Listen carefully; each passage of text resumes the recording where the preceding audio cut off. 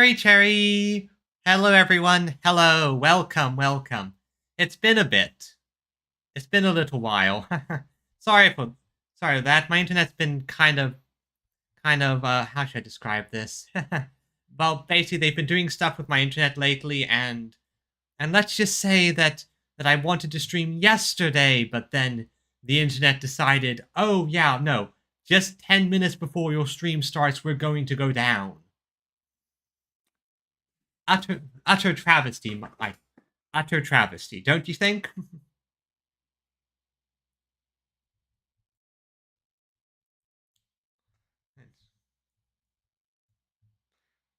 Still, regardless, today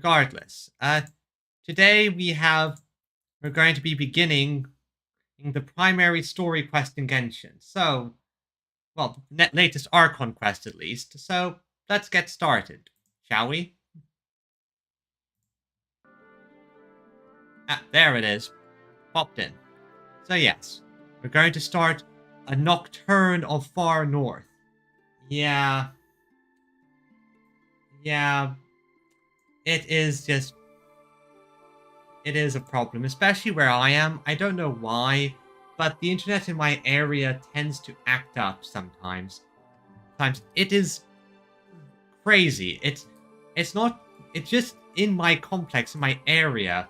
My grandmother, who lives not too far away, but apparently on a different internet line, they don't have problems, but I have problems where the internet, blips out for a bit, then blips back, then blips out, and blips back. Utterly terrible. Also, by the way, I should probably mention this ahead of time, just before, well, basically, I'm going to head off to my father's next week, well, this Sunday, and I'm not quite sure how the internet and streaming situation will work there.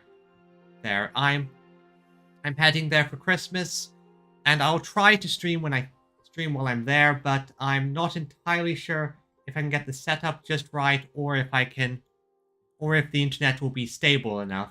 So this might be the last stream for a bit until after Christmas, might not. Hopefully won't be, because I love seeing you guys. Plus, I want to actually get through these story chapters. So, with that said, let's teleport. I've been avoiding this area for very, very obvious reasons.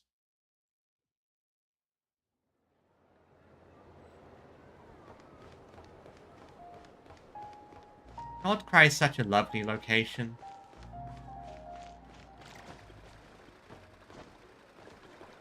Lots of things to see. I've been avoiding this. Also, I've been slowly building up Durin and the like. He's progressing. And got him an artifact set that I just need to level up, and then I just got to level up his weapon and his talents. Then it should be a fairly simple matter of giving him a good team. Now, with that said, let's begin the story. Hey, Catherine. Thank you for waiting. I finished checking your adventurer handbook. Here are your commission rewards. Arigato. We have no other urgent commissions on the books at present. Thank you for all your hard work lately. Perhaps you two could consider taking a vacation. Christmas holidays coming up. I will enjoy that. Amazing! Paimon never thought we'd end up having downtime and not cry. Things were pretty hectic when we first got here. Everywhere you looked, it was either the wild hunt causing chaos or the Fatui stirring up trouble. You just had to say that, Paimon. It felt like this whole region was one giant slime in a barrel, ready to go boom at any moment. Well, it still is. We've sorted out some of the problems, but a lot of the other ones are still there. Like, yeah. Paimon, you should know better. Yeah, we really have achieved a lot since we've been here, haven't we? Sure have. Things were looking pretty dicey, but in the end, we managed to turn it around. Whoa! Paimon just got deja vu! Oh, that's right. It's because we've done this like a million times now. Well, yeah, we've been together a while, Paimon. Ah, yes. Are you two aware that the Moon Prayer Night is soon to take place? Big religious event? That can certainly not have any problems or repercussions. No siree. No problems or repercussions whatsoever with big religious events. Oh yeah! Mama told us that was coming up soon. Wait, why do you mention it though? Do people in Nasha Town celebrate it too? Paimon thought it was just for moon goddess worshippers. Well, the thing is, not everyone who celebrates Christmas is Christian, but everyone loves a good festival. You're partially right. Most people in Nasha Town just see the festival as an opportunity to do business. They do not concern themselves with the religious element. The festival was first celebrated by the Frost Moon Scions. On this day, they would wear moon prayer blossoms and celebrate the birth of the moon goddess through song and dance. They would also prepare food and handicrafts and give them as gifts to others. Over time, it became Nodcry's most lively festival. I can imagine. It probably is pretty fun to just enjoy such a festival. Oh, sounds like fun! Yep, I'm definitely up for it. Great! Well, in the meantime, since Catherine doesn't have any commissions for us, let's focus on some personal business instead. When we first got here, you mentioned that this was where your spaceship landed? Oh yeah, I was wondering about that. Let's go find our I spaceship. didn't get to follow up on it at the time, because we got wrapped up in that whole rare situation, but now we can finally start investigating it properly. Except we have no idea where to start. It's not like a lead is just gonna fall out of the sky. Well, there's a saying Paimon's heard around these parts, which goes, if you lift up a rock, you'll find something you weren't looking for. Fair enough, but that could be a snake or a spider. By that logic, you'll never find what you're looking for while you're searching, but the moment you stop looking, it'll jump right out at you. I'm not sure it's as simple as that. Like, we already know where the spaceship is. Well, where it landed. Like, we've actually tracked it down. From the map and all these locations. It's just not there anymore. Could be worth a try though, right? Anyway, Paimon suggests we focus on other stuff we want to do for now, and just keep an ear out for spaceship-related intel as we go. That's a fair enough assessment. We haven't seen Columbina in a while.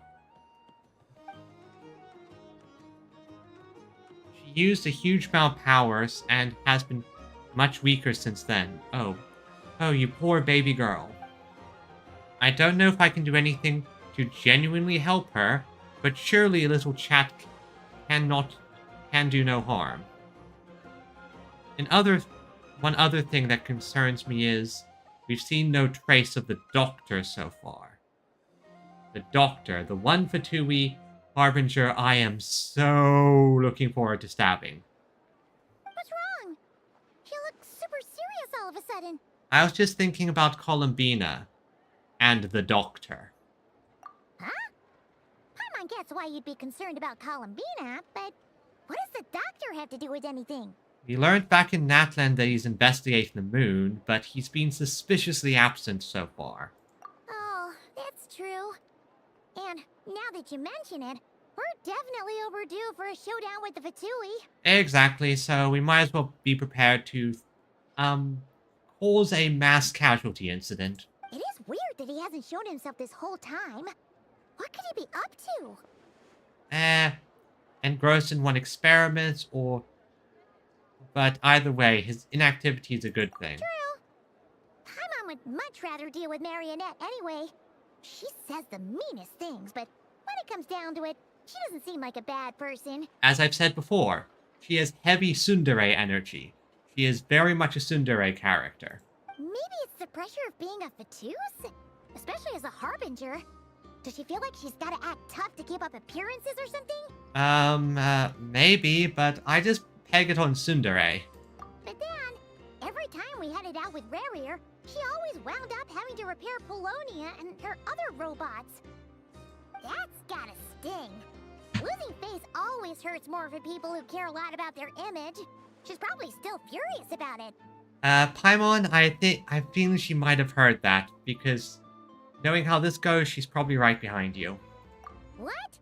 Relax, she's not even here. Huh? Alright, Catherine. She also made Catherine, so... What's the matter? Oh, nothing. Sorry, we'll be on our way now.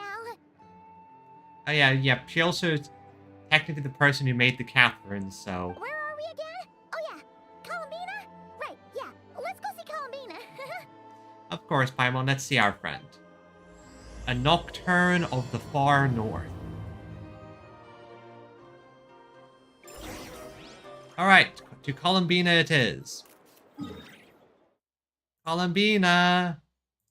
I really have to pop in here a few more times, because now the chronicles are deactivated. I've been slacking on those, so I'm not as far as I should be. Wait, encoder overload? Okay, seems to be good.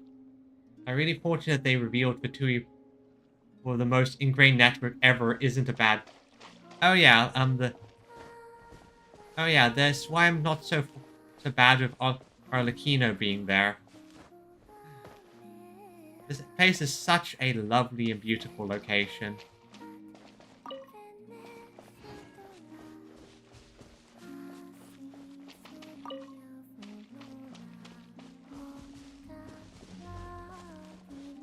I'm going to, one second, I'm going to just do a quick adjustment of the video settings. I think something got changed at one point because it's, let me just turn down shadow quality a little bit. Because there's like a little bit of stuttering I'm noticing. Oh, there, that's smoother. It's just the doctor that will, well, we haven't met some of them yet. And some of them certainly give more of an evil vibe. I'm like...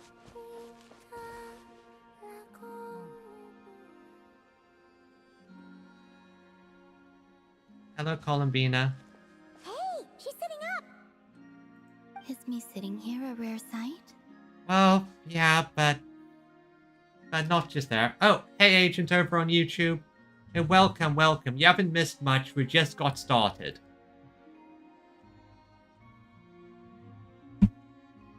No, we just thought you'd be resting. Once again, Traveler talking always is a surprise. But I do like how they make her talk more and more. Perhaps I would have been, were it not for the sudden arrival of some unexpected guests. Us or someone else? Not that I consider it a disturbance. After all, you are the only ones who are free to enter.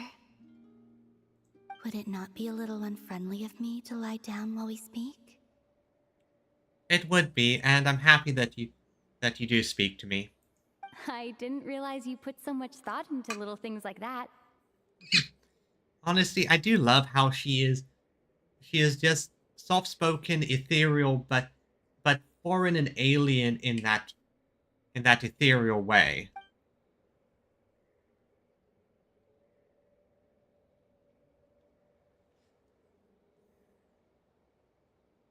Only sometimes. There have been moments lately where I think about you and your companions. Well, I'm going to pull for you, so we're going to get very well acquainted when the time comes. They are warm, mysterious, and cozy memories. Very few of my past memories are anything like that. They say that travelers return home bearing bags full of souvenirs. But my luggage was empty, and I believed it would stay that way. Don't worry, there's plenty of souvenirs right here, right in your head. Because memories are the most precious. Return home? So, you're still planning on returning to the moon? The moon! Yes. This planet continues to reject me, reminding me that I do not belong here. If I remain into that, there will come a day that I disintegrate. And I don't mean reduced to dust, or turned into food for the flowers. I mean, I will cease to exist entirely. You'll basically have a servant glitters away and leaves nothing behind situation. Alright then. Well, we're sure gonna miss you. But it sounds like we'll have to say goodbye. How do you intend to return? I would offer a spaceship, but I don't have it. The Moon Prayer Night is soon to arrive. On that day, the moon will be closest to Teyvat. The Kuvaki in this land will reach its peak at that time. I merely need to grasp the tide, and with relatively little effort. Oh, Paimon gets it! It'll work like a slingshot! Well, I was going to use a metaphor of surfing Paimon, but yeah, that works. The thing I wonder is, would it be that easy though? You make it sound like she's gonna get blasted up to the moon. If I did that, I suspect I would crash into the false sky. Yep, that's the other thing. There's the fact that this is a contained world. The full sky is up there. I will be using a much gentler approach. But I do like the analogy. It's fun. You see? She gets Paimon's sense of humor. In the blink of an eye, the time has come to part ways. It's unfortunate, but that's how these things go. It does feel that way, doesn't it? Time seems to fly fastest when you are enjoying it. Yeah, that's also another thing. One moment you start playing a game, and then the next, you have to go to bed and get ready for work tomorrow. Or you've just played up through the night. I have always thought of myself as a wanderer on this earth, and it has never expressed any desire to keep me here. Yet, just as I plan to depart, it tugs at my arm. Is this a gesture of affection? Or is the world mocking me? But don't worry, I mean, I'm a descender. I can do bullshit. Oh. Were you hoping I can answer that? Yes, you are a traveler, so you must have a lot of experience in this area. That's fair logic. We have had our fair share of meetings and partings. Then, what I would say is, enjoy the moment. Yep, the present moment.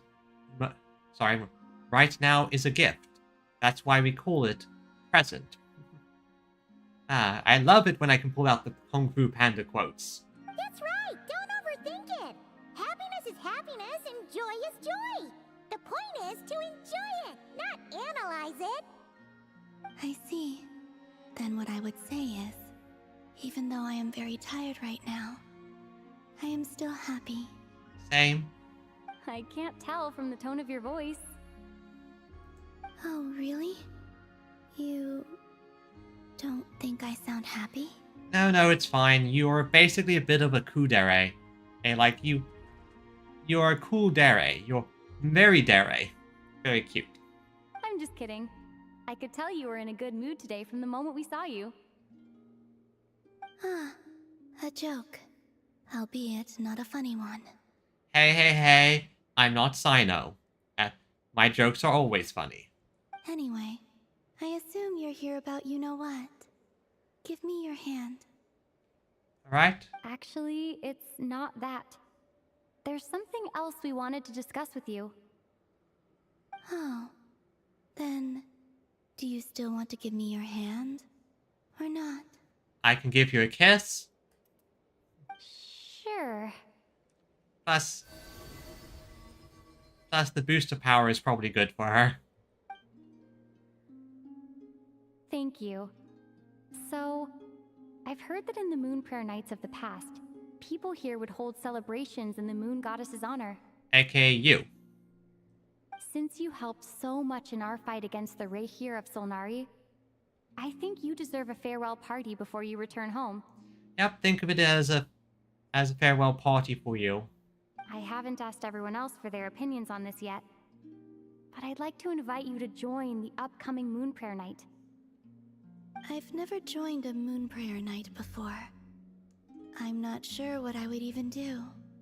Well, just have fun. Be you. Oh, don't worry about that. We take care of everything. All you need to do is show up.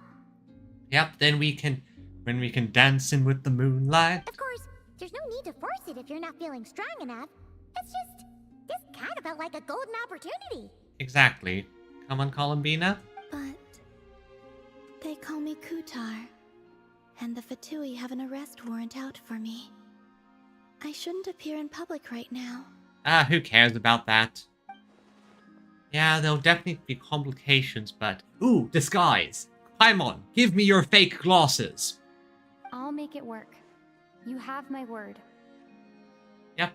Yeah, we got your back. Well, she does. Paimon's actually not too sure what she's planning. Don't worry, Paimon. I know exactly what I'm going to do. All right, if you're sure. I will not refuse your invitation.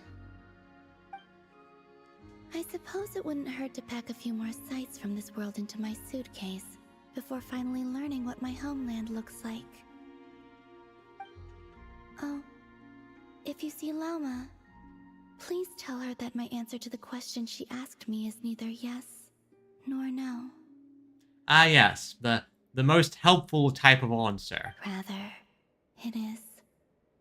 There is no need. Actually, no, that's actually interesting. That was kind of cryptic, but sure. Guess it's between the two of you. We'll pass along the message. Bye for now. Bye, Columbina.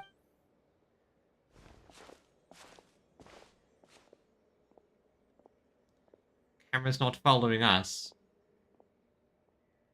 And now the colors are changing of the flowers. Oh boy. She is not doing well. She is putting on a brave face. And also, I do not know. That's actually... Okay, so whatever the question was, she doesn't have the answer either. Huh? Since she's agreed to join the festival, let's go see who else wants to take part. Sure. Lauma's gotta be the person most familiar with the Moon Prayer Night. We should start with her. Also, what exactly is your plan to keep her safe? And what is our plan? Not sure yet. I'll figure something out. The best plan. Are you serious? And Paimon even gave you her vote of confidence back there. When did you become so sneaky? Well, I'm pretty sure we could figure out a plan. The way I would probably do it is give her a disguise of some kind. Alternatively, there's just the factor of going to the marionette, getting her to have the Fatui look the other way, and having Lauma help it, and all the other friends of authority we have to just not cause any issues and then generally just fix the situation. Also, where the hell is Lauma? Okay.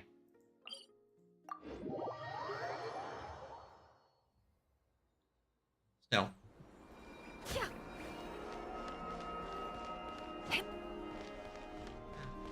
You know, for all that I love Genshin, I really wish it didn't take so long to build some characters. Because I do think Zenless and Star Rail take a lot less time to build up your characters. Though that might just be because that for those you can automate the farming by a fair degree. Oh, Barca! Barca's here too. Hey, Lauma, it's us! Huh? Varka? What are you doing here? Beats me. I had a bit too much to drink last night, and when I woke up, I was on Hisi Island. Ah, so you went on a bender.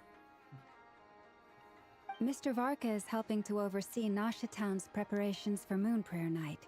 He is here to go over some details regarding the decorations and custom cloth designs. Right, yeah, that too. You just got very drunk and somehow managed to get in the right place. What do you mean, that too? So preparations already underway? Yes, celebrating this festival is a long-held tradition here in Nodcry. On this day, the crescent moon at the top branches of the verdant crest turns into a full moon, and the moon prayer blossoms bloom with a special radiance. Our people take these to be blessed omens. Oh yes, and according to Columbina, it's also when the moon is closest, which is when moon nonsense is probably at its highest power. Oh god, Dottore is going to pull some kind of crazy experiment, is he? It's an especially welcome event coming off the back of all that nasty business with Rare. Everyone got put through the ringer recently, and now they're looking to turn their fortunes around. The big shots in town all agree that a big, lively celebration is just what we need to rebuild people's faith in this place. No wonder Catherine said that people weren't so bothered about the religious element. Yep, everyone needs to just have a party. That's right. It's become more of a local custom by this point. The celebrations have little to do with whether the religious stories behind this event are true or not. Once again, the Christmas parallels are strong here. Even the Frost Moon Scions are eagerly awaiting the coming of Moon Prayer Night, despite now knowing that their past beliefs were founded on a falsehood. That's fair. It's a bit like the Lantern Ride in Liyue. It's a chance for people to enjoy themselves, not debate the existence of the Adepti. Although in their case, the Adepti definitely exist. We've met plenty of them in our time. One other thing, we just went to see Columbina. We went ahead and invited her to take part in the festival this time. Hope it's okay. Wait, so... you mean she agreed to it? Huh. That's quite a surprise. Well, yeah, but I think it's fine. It's fine. Then I suppose that she intends to return to the moon on that day. Ah, so you knew that was going to happen, Malma. Not surprised there. Oh yeah, it's kind of a complicated process, but basically, it's like a slingshot. She probably shouldn't have endorsed your metaphor. Yeah, Paimon's going to keep spreading it. I understand. In truth, I had a feeling that she might make such a decision. Well, if Kuthar has decided to participate in the festival, we should prepare accordingly. Yeah, exactly. She was saying how it could be risky for her to show her face in public. We were wondering if there was any way we could hide her. No way, that's impossible. She is too noticeable. Unfortunately, the people who carved the statues did an excellent job of capturing her likeness. It will be very challenging to hide a goddess whose face everyone is so familiar with. So we don't hide her at all. Darn! We may have bitten off more than we can chew here. No, I think we have a plan. Nah, don't sweat the small stuff. We can handle that. Huh? Are you saying you have a plan? Of course, he's Varka. Not as such, no, but the most important thing with a festival is to keep the mood light and your spirits up. Exactly. You can't go preparing for a festival with those long faces. You'll never convince anyone to enjoy themselves. The Mondstadter spirit is strong with this one. Yes, he is very much a man of Mondstadt. As it happens, I agree with Mr. Varka. Let's start by making our appreciation for Kuthar the beating heart of the festive atmosphere. And who knows, once we get the ball rolling, perhaps everything will just fall into place. I mean, if you're the average person, what are you more likely to believe? That the actual goddess you've been seeing, you've seen on the statues all your life, it actually decided to attend? Or that they just happen to get a person who looks a lot like her to dress as her for the festival? Hey! Did you catch that? Llama said the thing! Or close enough, at least. Yes, she did. The thing. I'm looking forward to the Moon Prayer Night already. We have a festival in Mondstadt called Windbloom, and you can always tell which couples are celebrating it for their first time by the smiles on their faces. Big, beaming smiles, like their whole face is glowing. Yeah, it depends. Well, we're told that this is basically just a local custom festival, like a like Christmas time essentially. So this would be the equivalent of Santa actually coming to a Christmas party, and people thinking that they're actually Santa. And Varka, I've been to plenty of wind blooms.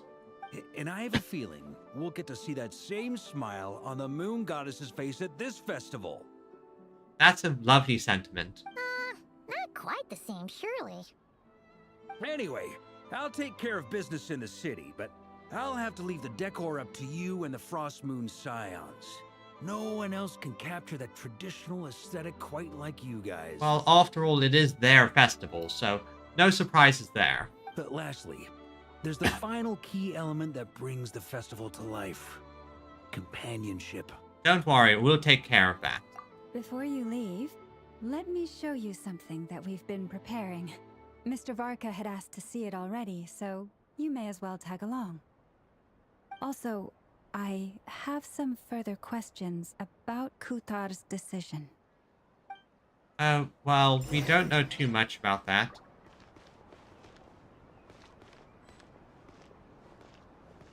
The annoying thing, when the walk cycle...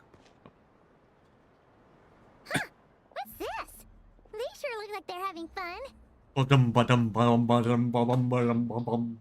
I believe so.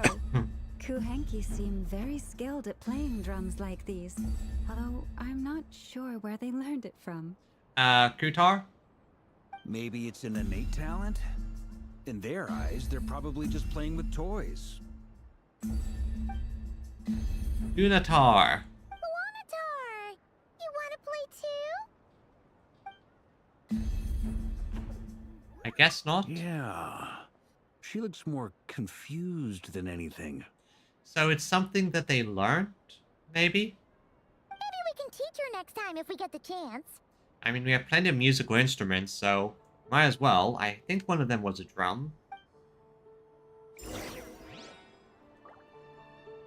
Hit the left side.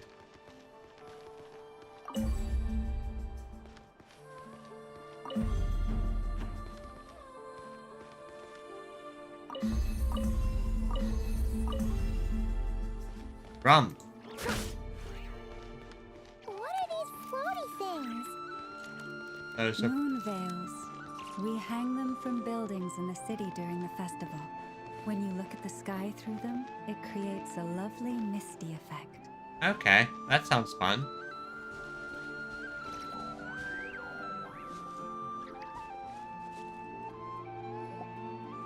Everyone seems hard at work.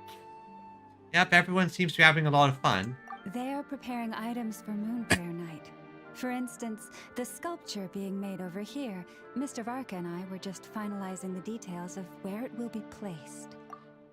Who is going to be moving that giant stone sculpture? Because that looks heavy as all hell. Ah, there she is.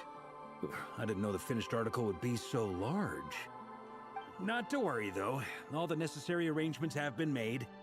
Just let me know once it's ready, and I'll get some people to ship it over. Oh boy, You that's... have my thanks. And over here, we are preparing a very traditional confection. Sweet! Oh, look at all these colors! It looks great! Can Paimon try one? Not yet. Of course. I have a feeling you'll like it a lot. You bet! Sweets and treats are Paimon's favorite! You eat a lot of things, and I agree. If you included those in the Feast of the Moon, I bet Paimon would have joined the Frost Moon Scions by now. There will also be verdant crests like this present in Nasha Town during the festival. The timing of Moon Prayer Night is not completely set in advance. We make a rough estimate, then observe the changes in the verdant crests and moon prayer blossoms to guide us. Okay, so it's a bit As vague. such, the wait itself is a fun feature of this particular festival. I can imagine it's basically a case where sometimes the festival is very quick. Other times it's a nice long thing that winds down slowly. And then other times it happens all at once, and then we have the aftermath.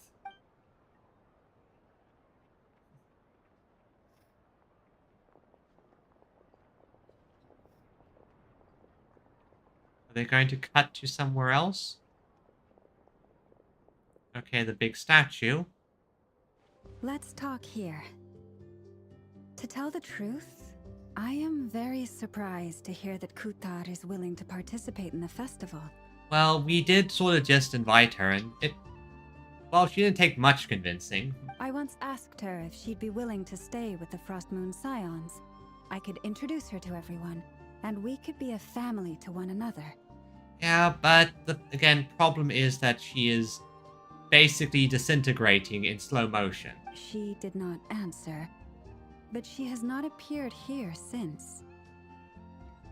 I took this to mean her answer was no, but if that were the case, she would not have accepted this invitation.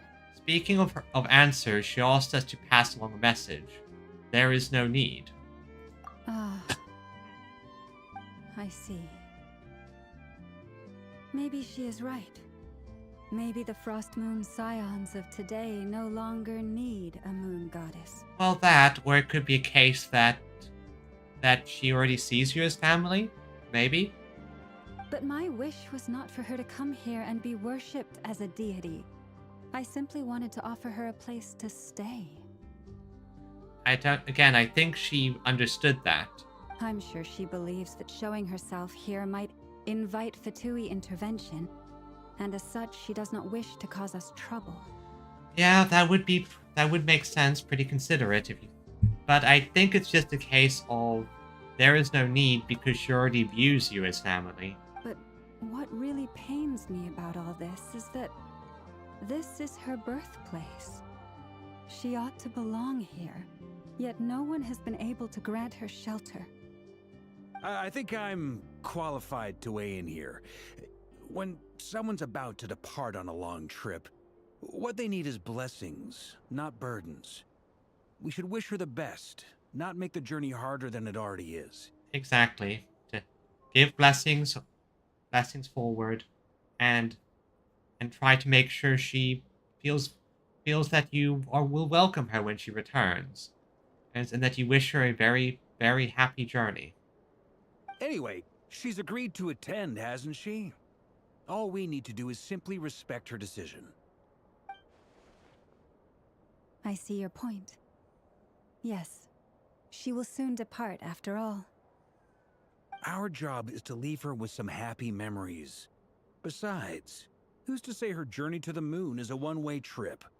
It's not like she can't come back and visit if she wants, right? Well, probably is a bit more complicated than that, but in an ideal situation, she pops up to the moon, lives up there for maybe a year, then pops back down, spends a year, and that allows her to recharge and to get rid of the whole "the world is rejecting me" thing.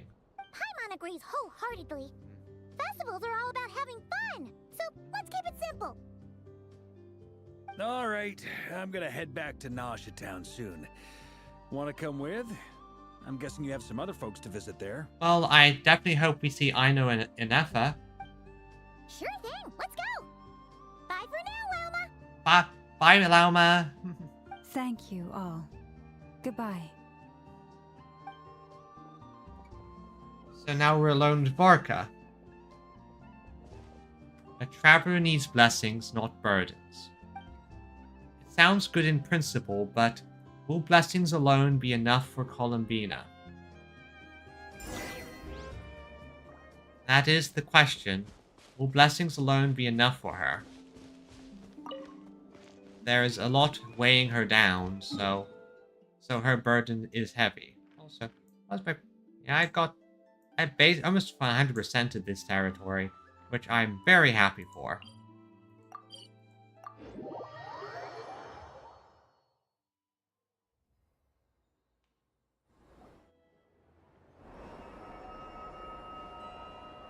Huh?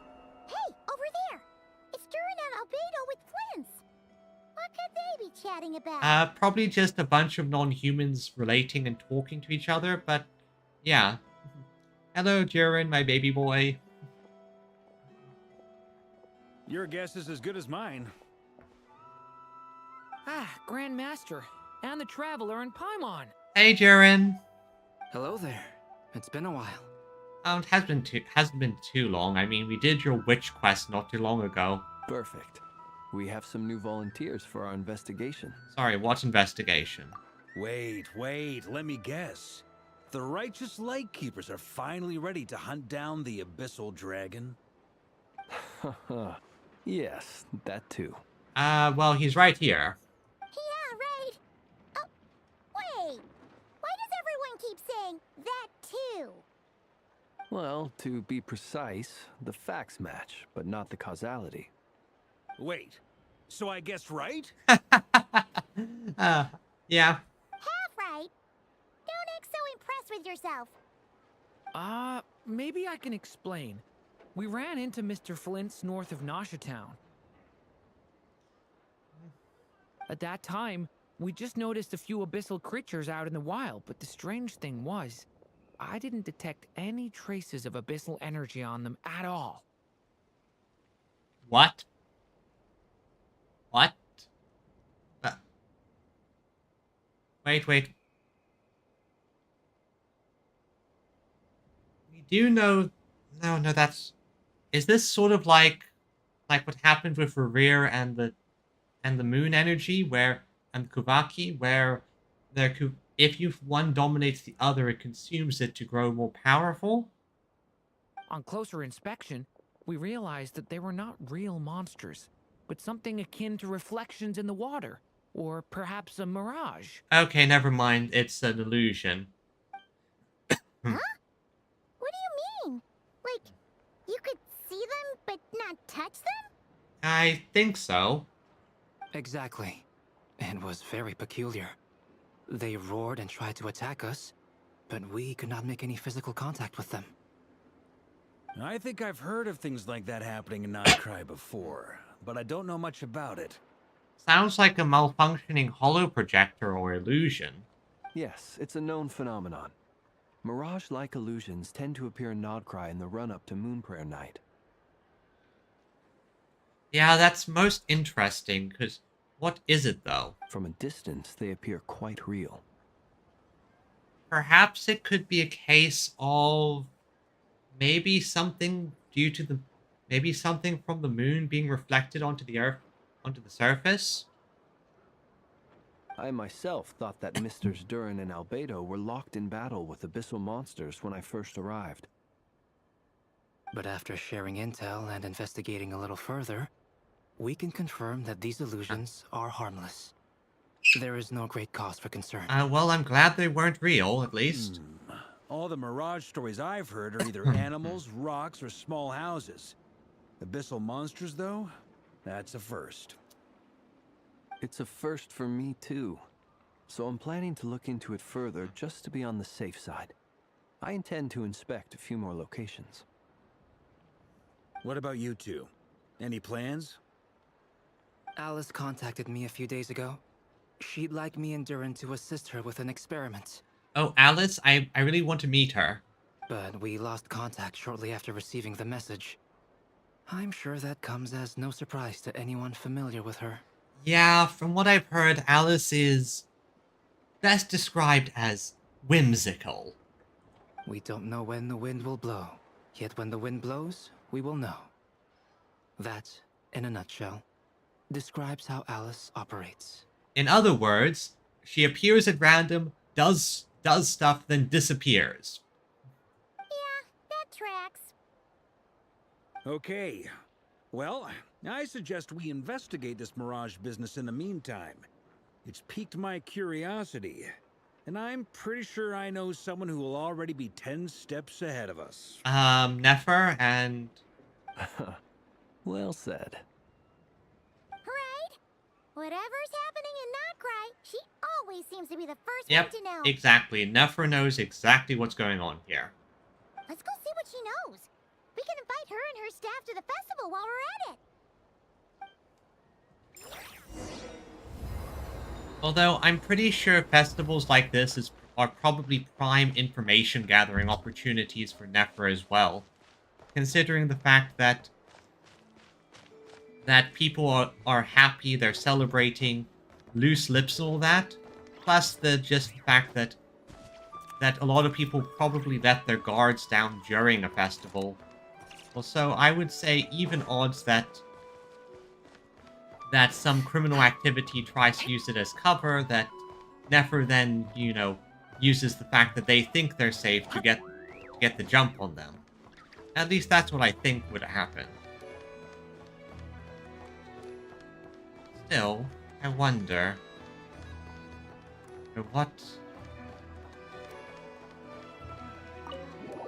what secrets will this next part unveil?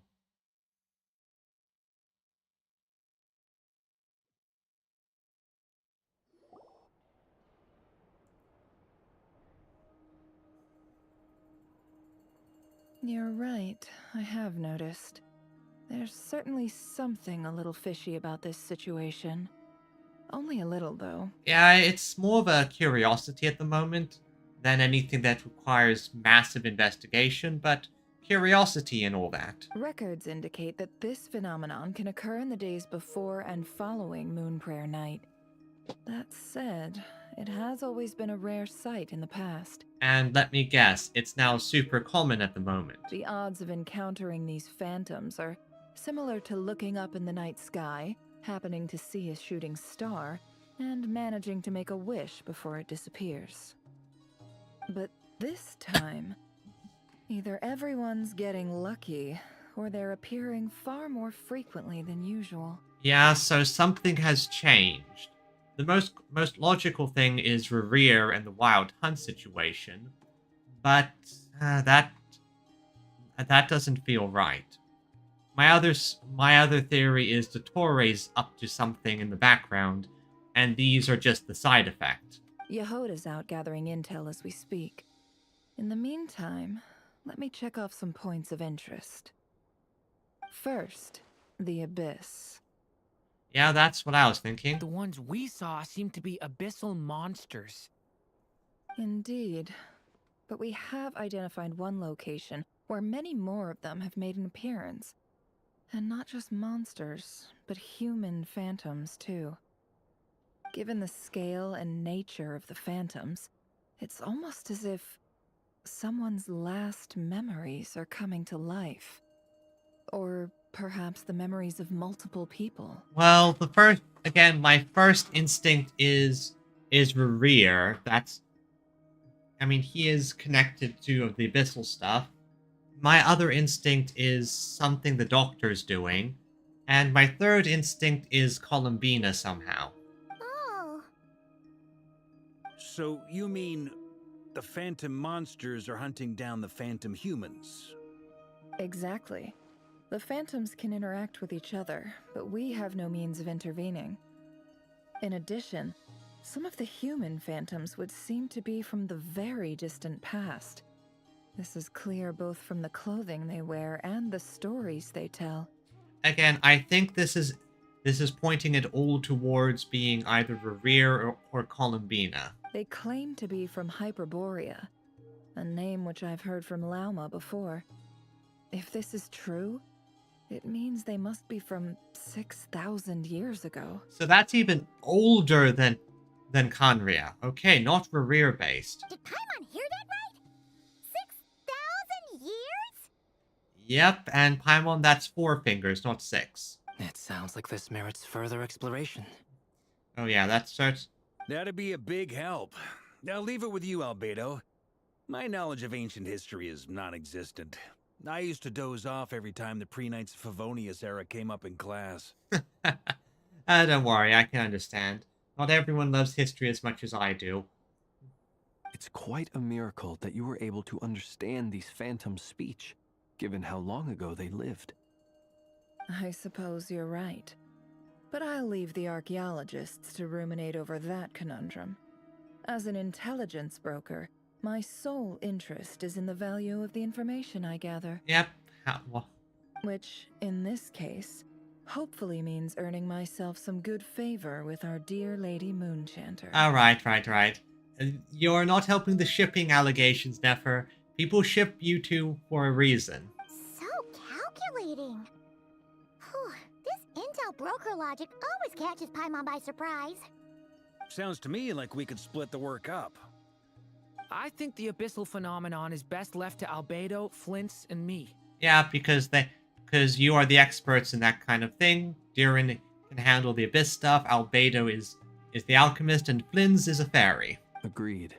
It coincides with my duty as a lightkeeper. For my part, I'd like to understand the abyss better. Even a little knowledge would go a long way. This is certainly a rare opportunity to study the abyss. But even rarer, perhaps, is the chance to make contact with the ancients. Oh yeah, if you want to get more information about ancient stuff, I can imagine why it would be so valuable. The Curatorium will take the lead on investigating the Hyperboreans. We put in the work to learn what we know so far. It seems only fair that we get some quantity of exclusive intel. Of course, you want to get our intel from our specialists. That just leaves our trusty team of 2 unassigned. Wait, we're a team since when? Since you became an honorary knight, of course. This was part of my grand plan all along. My machinations lay undisturbed for centuries. Wahahaha! Oh yeah, by the way, we managed to convince Columbina to come to the Moon Prayer Night celebrations.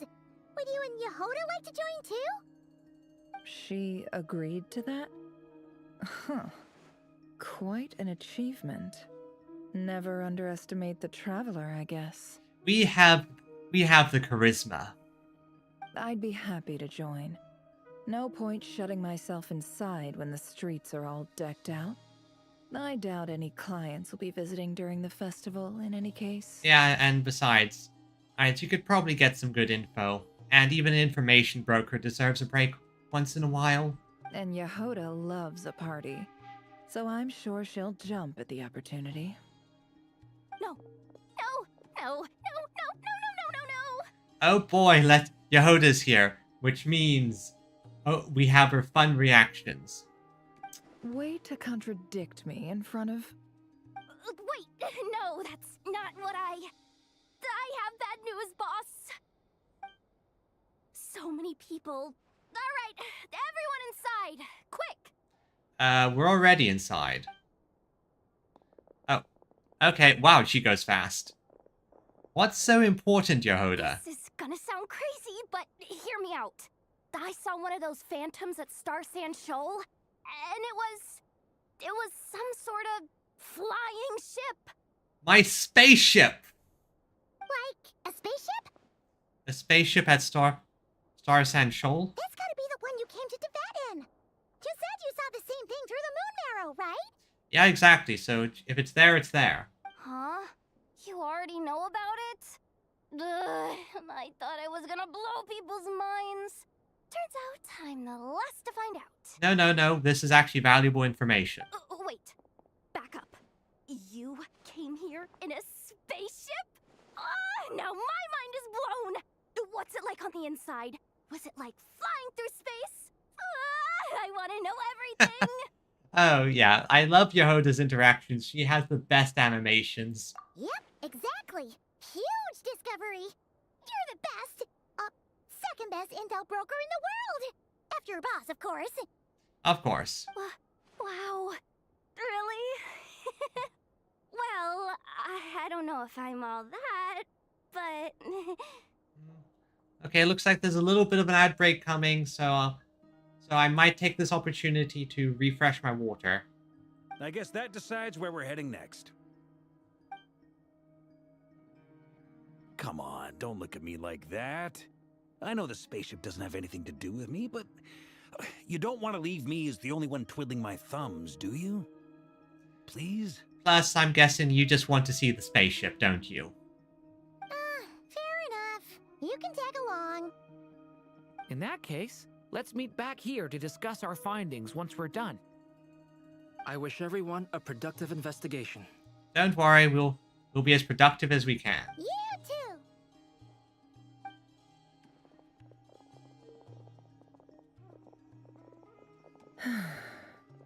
What's the problem, Nefer?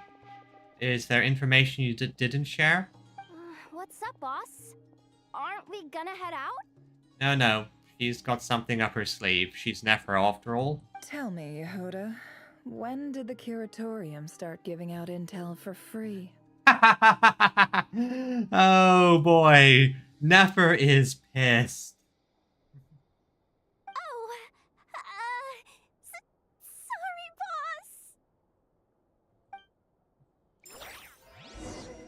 boss. Okay, so let's get to the spaceship location. Oh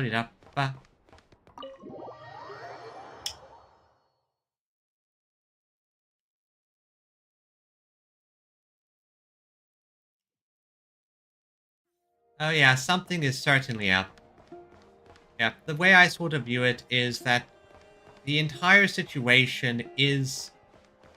It's one of those story conveniences that makes me suspicious. Like, what is the purpose of... What is causing this entire situation? What is the purpose of these phantoms? Things like that. And of course, one of the big things is I understand the Hyperboreans. Oh. Second. I handle a quick thing.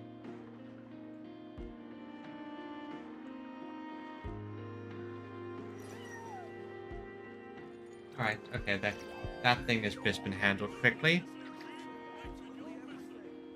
Ah, stupid. Anyway, as I was saying, so I'm noticing the fact that the Hyperboreans were 6,000 years ago, but if we look at the timeline, our spaceship would have only crashed relatively recently. Not relatively recent, but only crashed around the time of Conria, which wasn't that long ago. At least not 6,000 years ago. Which indicates to me that whoever is doing this is after something specific.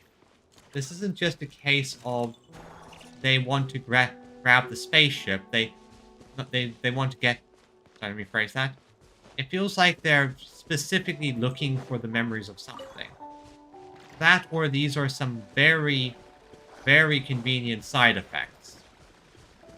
Whatever it is, I just know it's going to be quite interesting.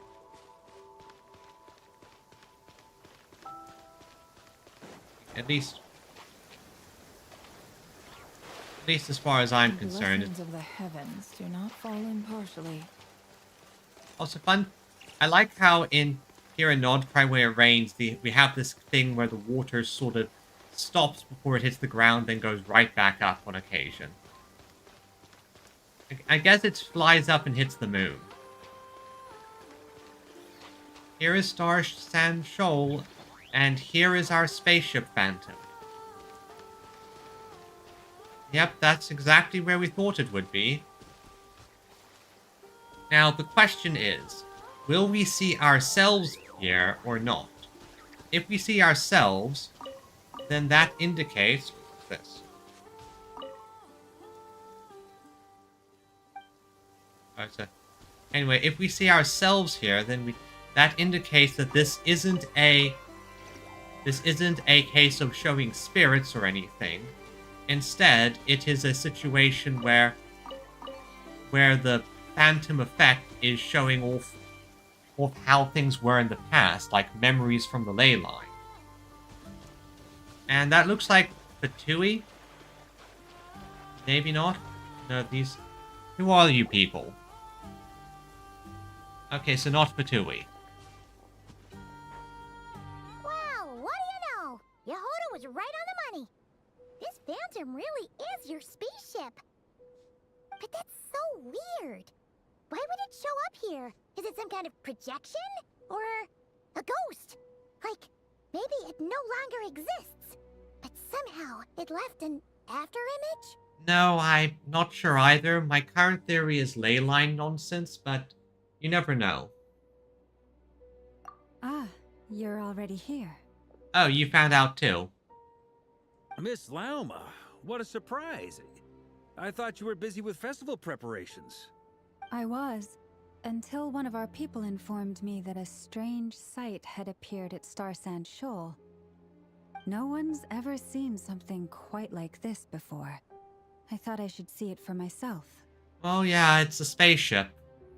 Same here. Oh, so we heard that these things appear around the festival period. Any idea why that is? Again, my current theory is some kind of echo or reflection from the moon. Unfortunately not. We have very limited information about them, since they can't be interacted with. And no human phantoms have ever made an appearance before now. The most we've been able to deduce is that these sightings appear to be connected to the increase in Kuvaki energy around this time. Yeah, let's look around, see what we can find. This is quite mysterious. That's all we can do. This is all so confusing. Allow me to lend you a hand. Thanks, Lauma. You're on my party, after all. So let's see. We have ghosts.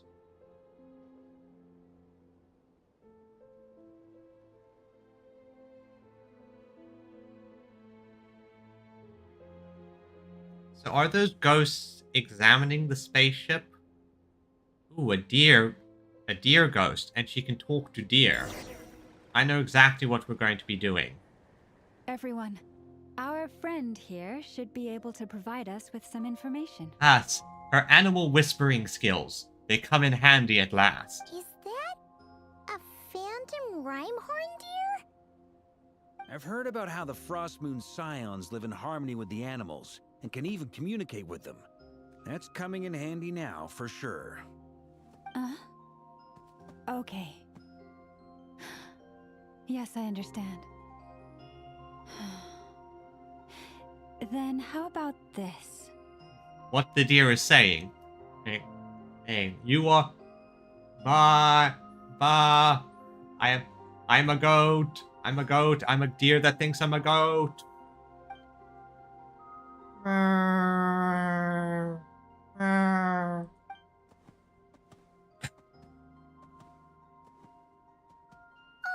it's leaving. It appears to share our curiosity about this giant spaceship, so I asked it if it wouldn't mind investigating along with some friends. Right. If you can't touch it physically, you get a ghost to do it instead. In return, I told it about some nearby spots where the wild fruit grows abundantly.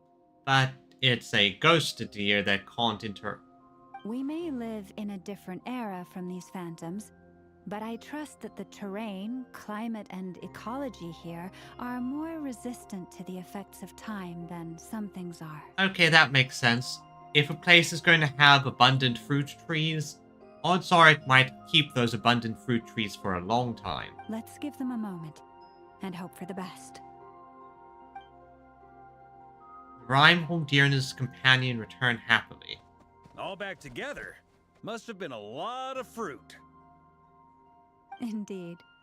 Now let me ask them some questions.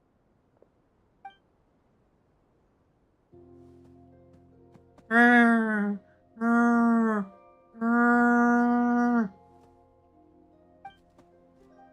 don't know what deer They sound find like. a lot of wild fruit, enough for them to feast for a long while. That's good, that's good. Does anyone know what deer are supposed to sound like? All I can do is make a vague sound. I think deer scream. This puffin circled in the air several times, but didn't spot anything out of the ordinary. Certainly nothing to do with the spaceship. Huh. Well, it definitely makes sense to get a bird's eye view. Indeed. Other than that, I was also thinking that the world these phantoms see is also different from ours. True, that... So, the fact that we can interact with them like this makes it sound like...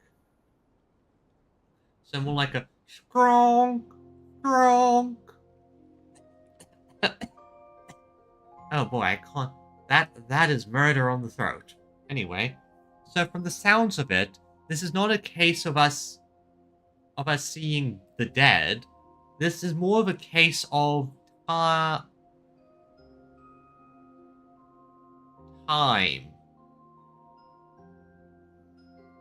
Istaroth, what the fuck is going on?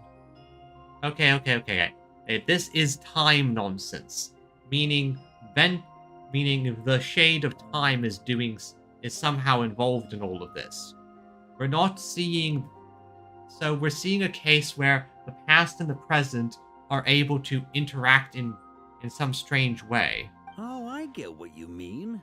The wild fruit exists in both times and spaces, but there might also be things that only exist in that space-time, which we can't see. Yeah, we're only seeing fragments of it. So this is time Good nonsense. point. Great thinking, Lama. Okay, so we've confirmed that time nonsense is going on here.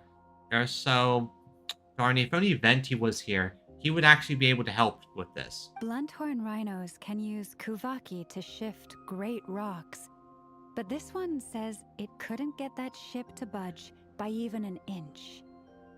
The sniffer mole tried too, but despite being a skilled digger, it could not get through. Yeah, my spaceship is tough. They say that the spaceship looks robust and undamaged. It seems completely impervious to any and all attacks. Whatever lies within is well defended from harm. So, just like us humans, there was nothing they could do about this spaceship either.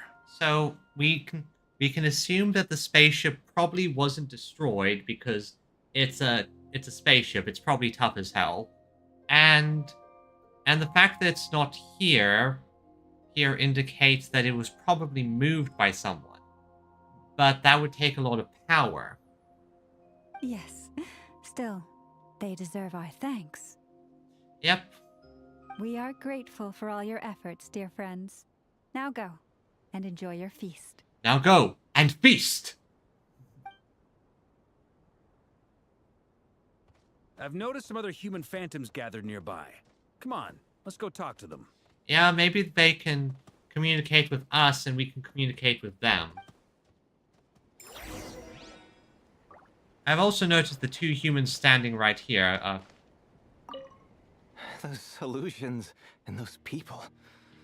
It's all a little creepy, don't you think? Nah, all part of the festive atmosphere. I mean, tests of courage and all that.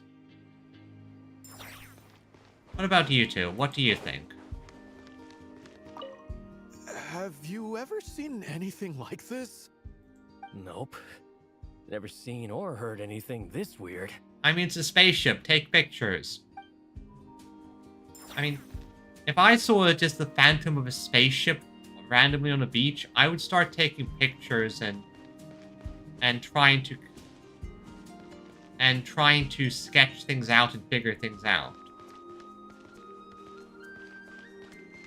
Yeah, we just go right through if we try to walk through it. So let's see if these phantoms will listen to us. They seem to be wearing... What is this thing? I've never seen it move, and there's no way to get inside. Goodness knows. My grandpa says it's been sitting here at least since his grandpa was still alive. Okay, that indicates that it was there for a long time. What about his grandpa? Did he say anything to your grandpa's grandpa about it?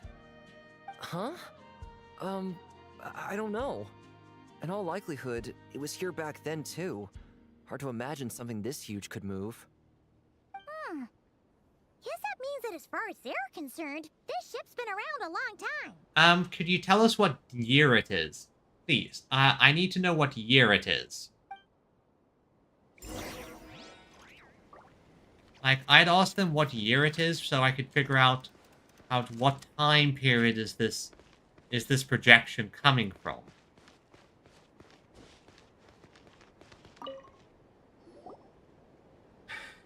Come on, brothers. If we can get even a small chunk off of this thing, it's gotta be worth a fortune. Today is the day we strike it rich. Well, looks like the Nodcry energy of make money and all that is still living live. Huh? You mean Paimon? Yes, brother, I shall join you. Let's make our fortune. Just play along, Varka. We should go with them. What the? This thing is crazy tough. I can't even scratch it. What's it made of? Auroramite. Sorry, brother. Looks like we'll have to seek our fortunes elsewhere. Enjoying yourself? Of course, I would enjoy myself too, messing with a phantom from who knows how long ago. I was just seeing if I could influence this phantom's perception by playing. But nope, no dice. Oh, I get it. Influences perception by playing along. I'm sure we're all starting to build up an idea of what's going on here now that we've spoken to some of the people. These phantoms are reenacting real historical events in Nodcry. Are they reenacting, though? I mean, in the animals behaved and responded too cleanly, but the people are certainly not really reacting like people. It's almost like we're in some kind of interactive stage play. We can talk to the actors, but the plot is fixed and we can't influence it. It makes sense. History is set in stone. The objective facts of the past cannot be changed. Paimon totally thought you were just goofing around earlier. But actually, you were doing some serious investigating. Yeah, and while the objective facts cannot change, that doesn't mean we can't... how should I phrase? Maybe to manipulate is the right word. There can't be some wonky nonsense happening. Like the fact that we know that stable time loops can be caused thanks to Istaroth and all that. Of course I was. Anyway, at this point, I think we're forced to conclude that although the Phantom spaceship is right there in front of us, we aren't going to learn much about it from these people. If only this showed the moment when my brother was searching for me. Maybe I could have discovered why he wasn't in the spaceship. Exactly. And once again, that is the interesting thing. The brother searched for you, and we were in the spaceship. Why wasn't he? Current theory that I've seen people throw around is that our brother is not our brother, but I don't think that's the case. There's some weird fucky-wucky stuff going on. Or if it showed the moment when it disappeared, I might have found out who was piloting it and where they were headed. But no such luck. All we've seen is an arbitrary moment in time during its long stay here. Don't be discouraged. If nothing else, this is proof of the ship's existence. True. It's proof that I'm not kind of crazy and this isn't a memory flash. And think about it. So many people tried to hack their way inside, but no one could get the door open. It's made of very tough material. Thank you. I paid a lot of money for this. To me, that says that we'll either find the ship itself or the story behind it. It's just a matter of time. Thanks, Varka. Huh. Every now and then, when Varka gets serious, he actually does seem like Grandmaster material for I mean, once. he's a Mondstadt Grandmaster. Of course he goes goofy then serious. I wonder how the others are doing. Let's head back for now. Sounds good. Also, drinks are on me if Team Knights of Favonius is the first to finish. Okay. Wait, we have a team name now? Am I in Team Knights of Favonius as well? Sure, why not? You're very welcome to join. We've even got a cathedral ready for you. Well, the Mondstadt Cathedral is actually pretty impressive. Isn't that technically blasphemy? You wouldn't dare make a joke like that if Barbados was in earshot. No, he would, and Venti would make that joke as well. Nah, I'm sure Barbados doesn't mind a little harmless blasphemy once in a while. Remember that Rosaria is one of his nuns, and Rosaria's whole thing is that she can sometimes forget the name of her god. So a little blasphemy from his worshippers doesn't bother Venti. Okay.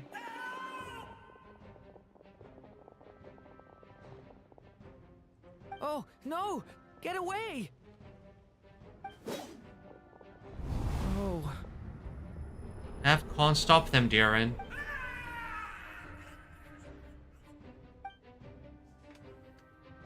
So he can't stop I know them. it's hard to stomach, Mr. Duran.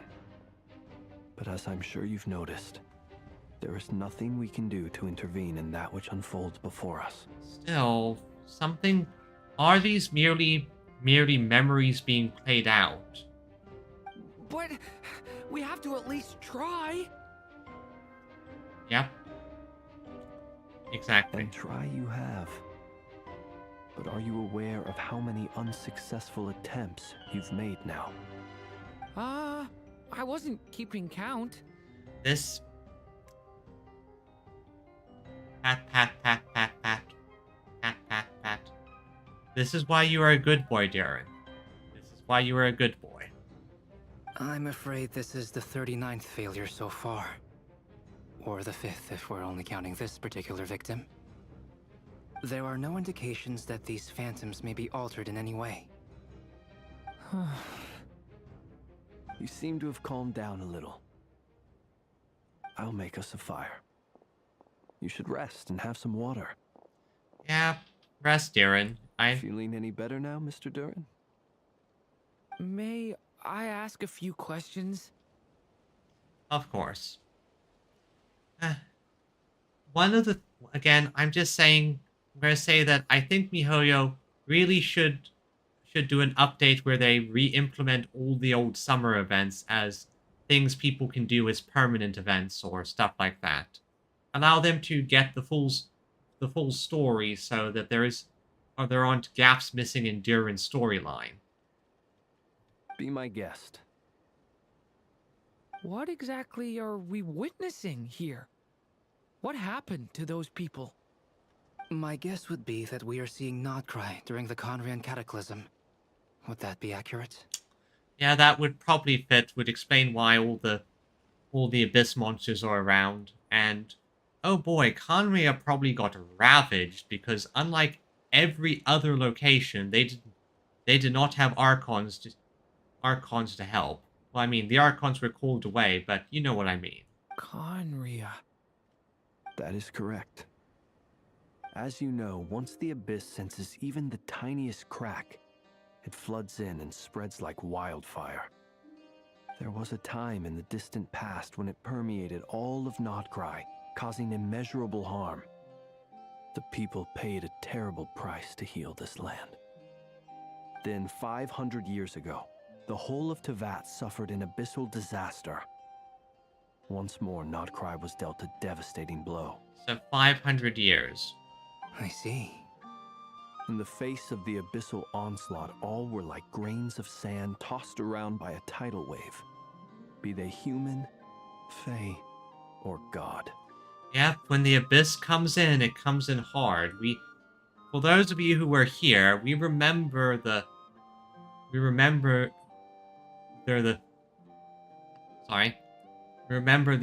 War. It was terrible. Natlan has been fighting for a long time, so... The moment you witnessed is but one drop in a whole ocean of catastrophe. All right. I guess that answers my second question, too. I wanted to know why there's nothing I could do to help them, and that's because what we are seeing is history. Yep, it's already happened, and unfortunately we can't change that. So, this isn't time nonsense. Well, it sort of is, but it's more like memory nonsense. So, could it be that the moon's power is influencing the ley lines somehow? That would be my guess as well. As I understand it, history and fate are not all that dissimilar. The latter may be unseen to us, but both are immutable. Yes. Fate was determined long, long ago. I still have a couple of other questions for you, Mr. Flint's. Oh, go for it, Darren. You mentioned more than one abyssal disaster that has struck this land in the past. How can you be sure that what we're seeing is from the Conrian incident? That's actually a good question. If more than one abyssal disaster hit, then we could be seeing dozens of them. So, how do we know this is specifically Conria? And also, how are you able to stay so calm when you're talking about these events? Yeah, well, he's Flint's. He's been through a lot. From everything I know about you, You're not cold or ruthless, and you're not indifferent to the suffering of others. Alas, I am forced to show my age. I must be 600 or 700 years old by human measure. Reminder, he is a Fae, so he's seen some shit. Wait, so you... Yeah, this is a party where no one here is a human. One is not easily moved by history when one has witnessed the truth firsthand. I'm sorry. Don't worry, Durin. You are a curious child. And that's fine. You want to learn. You needn't apologize. Your passion is a good thing to have. Treasure it. Because someday you may find it in terribly short supply. Yep, sometimes you grow and you kind of just lose the passion or the energy. Now, at the risk of offending you, I have a question in return. Yeah, you kind of are a unique creature, Durin. Your curiosity toward the Abyss, is it born from hatred or because you sense its call? Basically, do you hate it and want to learn more so you can stop it? Or are you being drawn in? I only ask because I kept a fragment of Rarir's body in my lantern for a short time. Specifically, his heart. So I know what a burden it can be to carry the Abyss with you. And I hear its power growling from somewhere within you. In my eyes, your mere existence is a miracle. Oh, you don't know the half of it. It required a miracle to get... It required a miracle in a storybook to get him to mini Durin state, and then required Albedo doing a alchemical miracle to get him to this state. My honest answer is... I don't know. I don't think I have the confidence to say for certain. What I will say is the Abyss is not the only issue that haunts me. Yeah, he has... You have things with your mothers. Even before I became who I am today, the question dogged me constantly. Should I even exist at all? Yep, because at first you were an evil dragon that destroyed everything you touched. Then you became the cute little dragon who learned about the world, and now you're the Durin you are today. My doubts remain unresolved. But when we fought Rarir, something became a little clearer to me. Oh? Sometimes it is the darkness within us that allows us to achieve the impossible. Explain. I certainly got the sense from your 39 attempts that you were trying to achieve the impossible. Oh yeah, he is a good kid. It sounds like you've resolved to see the truth for yourself. Absolutely. In that sense, he and I are quite similar. You are brothers, after all. Then I wish you every success. I look forward to the day of your transcension. That is very specific wording there, Flins. Well, if everyone's caught their breath, I suppose we should head back. Oh, and one last thing. I'd appreciate if you kept our discussion about history a secret. Yeah, I'd rather not people know I'm an ancient fae. Still, it's always quite interesting to hear the conversations between characters. I'm happy that they had these types of chats between Flins and Durin. Incredibly, our separate investigations led us all to the same conclusion. Hooray for consensus! Ah. Yeah, but we barely learned anything, though. I totally thought this would be the mother lode. Talking with the ancients? I mean, come on! But nope. All we got was useless snippets of conversation. I mean, this was still valuable information. Helps us also figure out the time periods. And all this stuff about moons and hyperopia. What a load of baloney. Seems like people back then had a few screws loose. I understand your frustration. We found the same issue. Each phantom only showed a very brief moment in time. There isn't much value to be found in these miscellaneous fragments of a civilization's history, no matter how glorious it may have been. Although, if in actual real-world history, I'd imagine that real-world historians would probably be be chomping at the bit just to see this much. Because you see their clothing, how they're talking, maybe a bit of their personalities.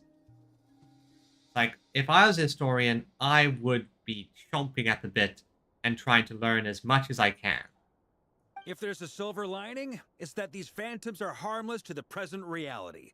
They shouldn't get in the way of the festivities. Paimon agrees. And not just because it's the first thing she understood in this whole conversation. Don't worry, Paimon, you're not... I know we know you're dumb. Nefer doesn't look happy. You look disappointed, Nefer. Is something the matter?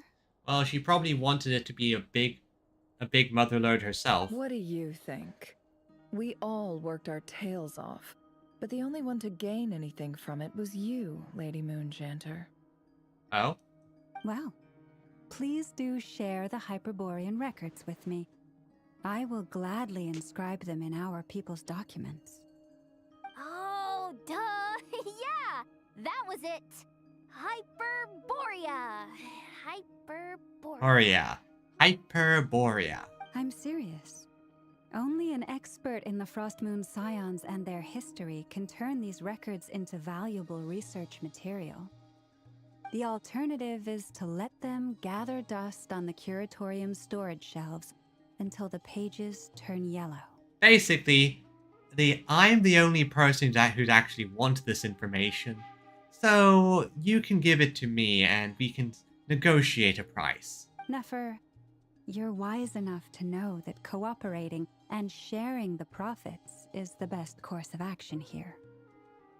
Well, that goes without saying. Sure, let's do that. I swear these two are shipped for a reason. Huh? But didn't you say we aren't supposed to give out intel for free? Sorry.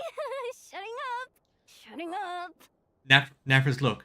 Yes, except don't say this in front of the woman I'm attracted to.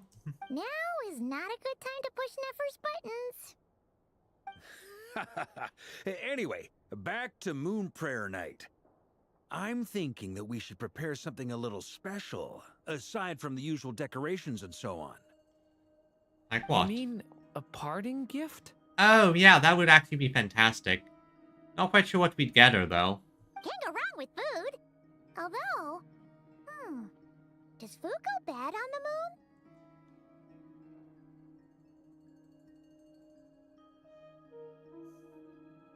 It shouldn't. It shouldn't in the way you'd think. Considering that moon is an airless vacuum, I believe if you brought food there to the moon, or at least I know the moon has a very thin atmosphere, so I think most of the bacteria wouldn't really survive. I think so. It would be the equivalent of freeze drying the food, which should help prevent it go bad. Not quite sure how long it would last though. Plus, there's the moon dust. Perhaps a lantern would be a better choice. It might be dark up there. Lantern Keeper offers lanterns. It could prove difficult to light a lantern on the moon. Magical stones might serve that purpose better. What about a clockwork mecha model from Fontaine? I've got a whole bunch at home. I use them for fighting practice in my free time. None of these sound like things she would be even remotely interested in. But we don't interact with her enough to know what she likes. I think honestly if we just got her some pictures or maybe a recording, that would work. Yeah. It would really save us the guesswork if someone could find out what she's into. Turns and looks at me. Knew it. Wait, what the? Traveler? They're all looking at you. Okay, I got it. I'll find a chance to Great. ask. Haha, problem solved. Now, I need to stop by Dory's. Gonna need her help sourcing a bunch of stuff for the festival. Oh, really? Like what? Then let's leave it there for now. We all have our own business to attend to. Traveler, if you find out what Kutar likes, let us know right away. Gotcha, don't worry, I'll handle that. Shouldn't be too hard.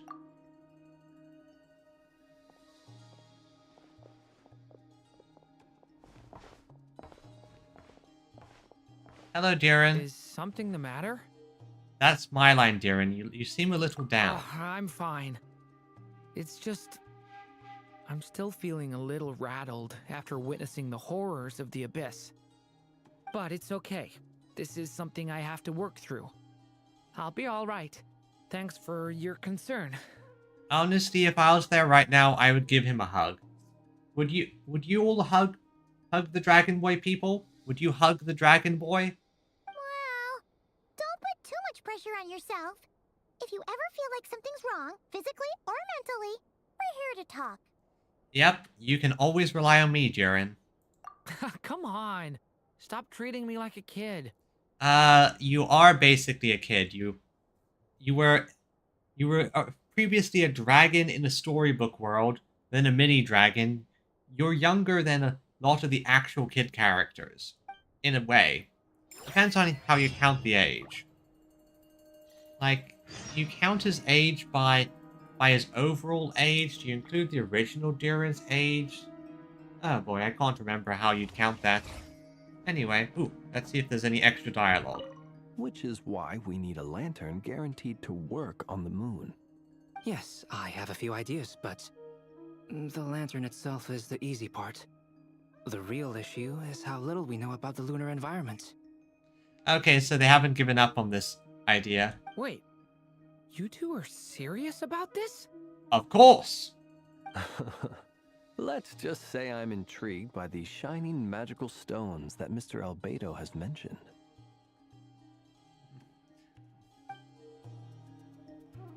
Okay, let's see. Ooh.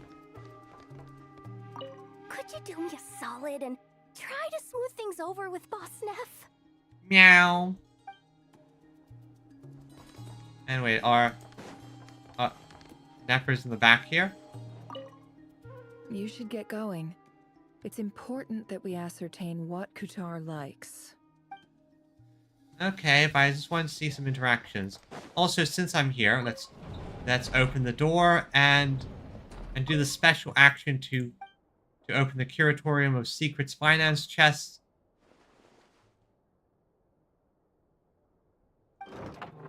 And take the money. That's the benefit of having Nefer or Yehoda. You can literally just go and take some money. Oh. Miss Lauma, would you accompany me into town? I think it'd be best if you saw the Frost Moon Scion's decorations for yourself. Yeah, she'd probably know exactly how to set it up. Very well. Let's go. Let's go. Tally ho, tally, tally mo, bally dee.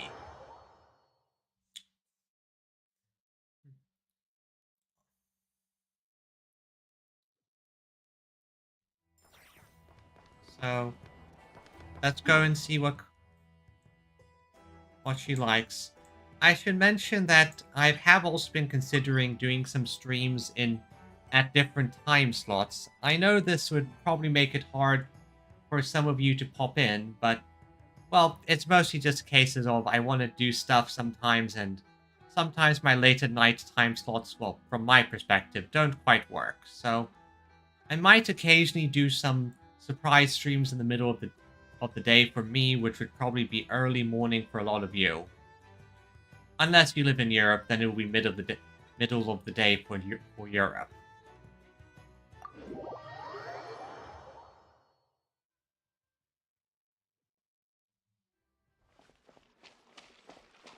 Once again, we're here. So, is it just going to be her, or are we going to have any other surprise visitors?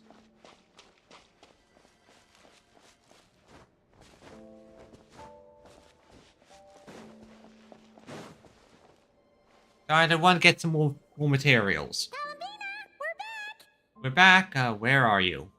Huh? She's not here. Yeah, I can't. Weren't there a few Kuhenki here last time too? Where did they all go? Maybe she took them outside for walkies. Walkies? For Kuhenki? You're not pets, you know. Yes, but they're small and cute, and that's what matters. Oh, well. Looks like we just came at a bad time. Let's try again tomorrow. There's still a few days until Moon Prayer Night, so we're in no rush.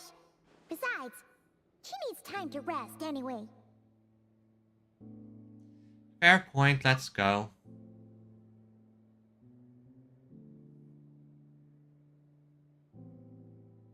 Why would they have us come here? Are you back yet? Okay, so this was time skip, so next day, and... Oh, how strange. Looks like she still isn't here. Okay, now I'm growing concerned. Where are you, Columbina? Right? It's not like her to spend so much time outside. Especially since she's worried about attracting unwanted attention. Yeah, and she hasn't been, by looks of it, she hasn't been back all day. What about Luonatar? Luonatar, you there? Lunatar! Lunatar! Okay, good. Can you help us find Columbina? Hey! Do you know where Columbina went? It's very important that we find her. Sorry, didn't understand. But if you know where she is, could you take us to her? Oh, sounds like an I don't know either to me. Yeah, that's even stranger. Paimon? The flowers. What about them? Oh, that's not good news. Yeah, they're wrong color. That's bad They news. change color when Columbina gets weaker, right? And they look super pale right now. Yeah, we gotta go find Lauma. She might know what's happening. Okay, so this is bad. This is very, very, very bad. Ah, it's you. How is Kutar? Is she okay? She's missing. No, she hasn't. I came here to check on her after I noticed the flowers had changed color. Based on past precedent, she must be very weak right now. Even getting up to walk would be a struggle. It seems unlikely that she wandered off outside. Dottore, if you're involved in this, I am going to murder you. Not to mention that she doesn't do that at the best of times either. So yeah, this is super weird. Well, I mean, I'm going to murder Dottore anyway, but I will do it with extra passion if he is responsible. Has anyone approached Silvermoon Hall lately? No. Very few people are in the know about Kutar's whereabouts. And if anyone suspicious had visited, they'd have left some sort of evidence. We might have to go and talk to Marionette. Come on, let's go to Nasha Town. If anyone has seen her, someone there will know about it. It's not Cry's information hub after all. I suppose, but I'm worried. Makes sense. Let's go. Okay, I am genuinely worried about Columbina. Like this. Okay, looks like we're going to encounter something on the way there. Will this be Columbina? Will this be Aino? Will this be Fatus? Do not fall impartially.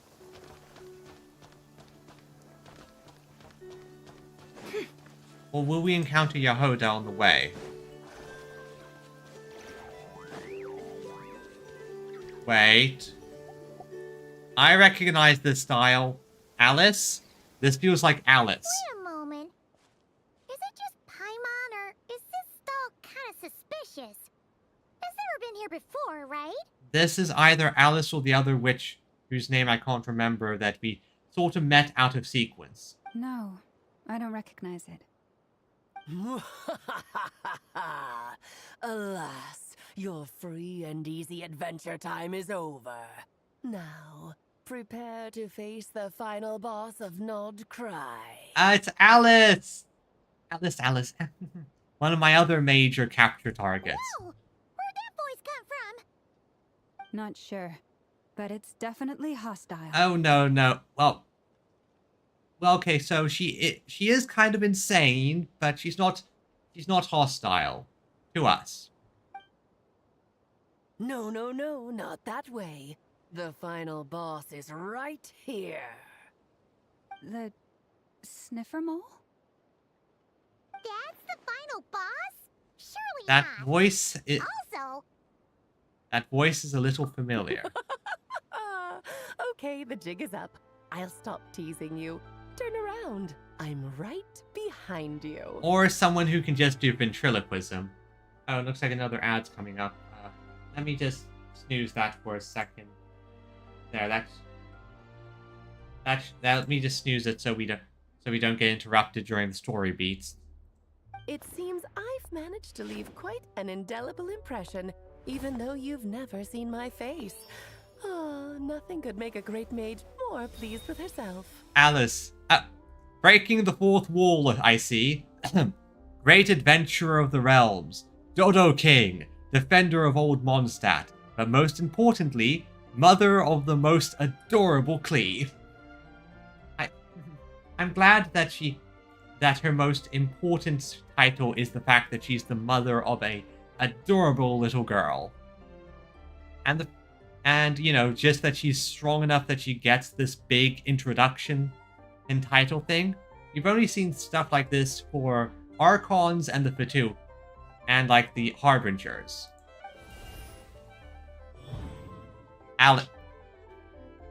Alice, please stop breaking the fourth wall. What is going on? Yeah, that's Alice for you, don't worry. I've heard that all the big shots in Teyvat have long, wordy titles that stun people speechless when they make their entrance. Unfortunately, none of them are affiliated with the Hexen Circle, and we ourselves keep a very low profile. The notorious name-dropping doesn't quite work for us. Still, I, for one, think I'm really quite amazing. Yes, you are. Yes, you are, Alice. So that didn't stop me from coming up with a title anyway. This is gonna be fun. Alice! It's really you this time? Not a lantern or a Dodoko, but Alice in the flesh? Alice in her weird hat flesh. Oh, that's right. So, what do you think? How does it feel to finally meet me? You look like... You look just like Klee. Oh, that's the first thing you thought. A little surprising, but that actually makes me very happy.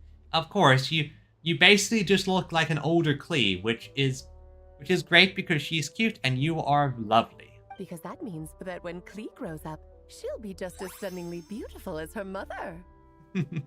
Of course. So she's a friend of yours? And also ridiculously powerful, like scary powerful. Kind of. This is actually the first time we've seen her in person. I see. Madam Mage, that was, quite a powerful entrance. I certainly won't be forgetting it anytime soon. Speechless by encountering quirky characters. It's okay, Lauma, don't force it. Paimon will do the honors. This is Alice from the Hexen Circle. She's a friend of ours. And of Arcus, too. She's helped us a lot in the past. That's right. She's a good person, just kinda unpredictable. Yeah, you know, like the fact that she once theorized that she could make a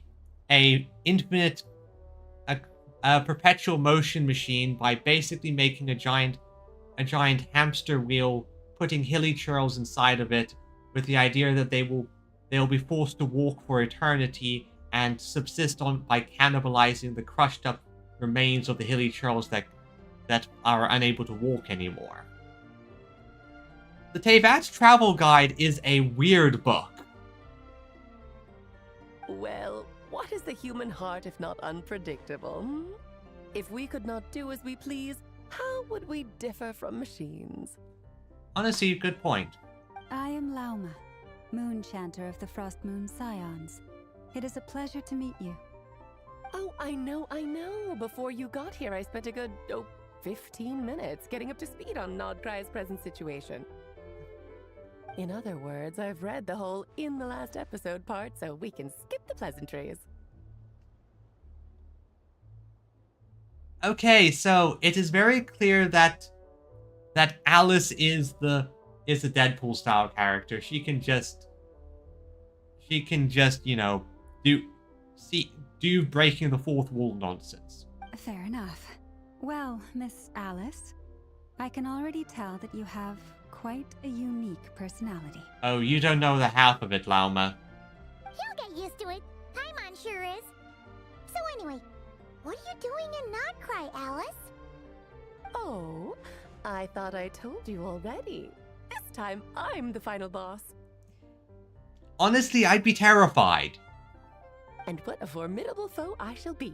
Powerful, confident, decisive, and good luck finding my weak spot. You will never succeed. I'm going to send a formal request for Jean to put you in solitary. Oh, drat. My one weakness, and you found it in an instant. Fate has been dealt a devastating blow. You really are just a grown-up Klee. Oh, let's see, I'm already smiling from ear to ear just seeing you, Alice. Thus falls the great Dodo King. Oh, I have been slain!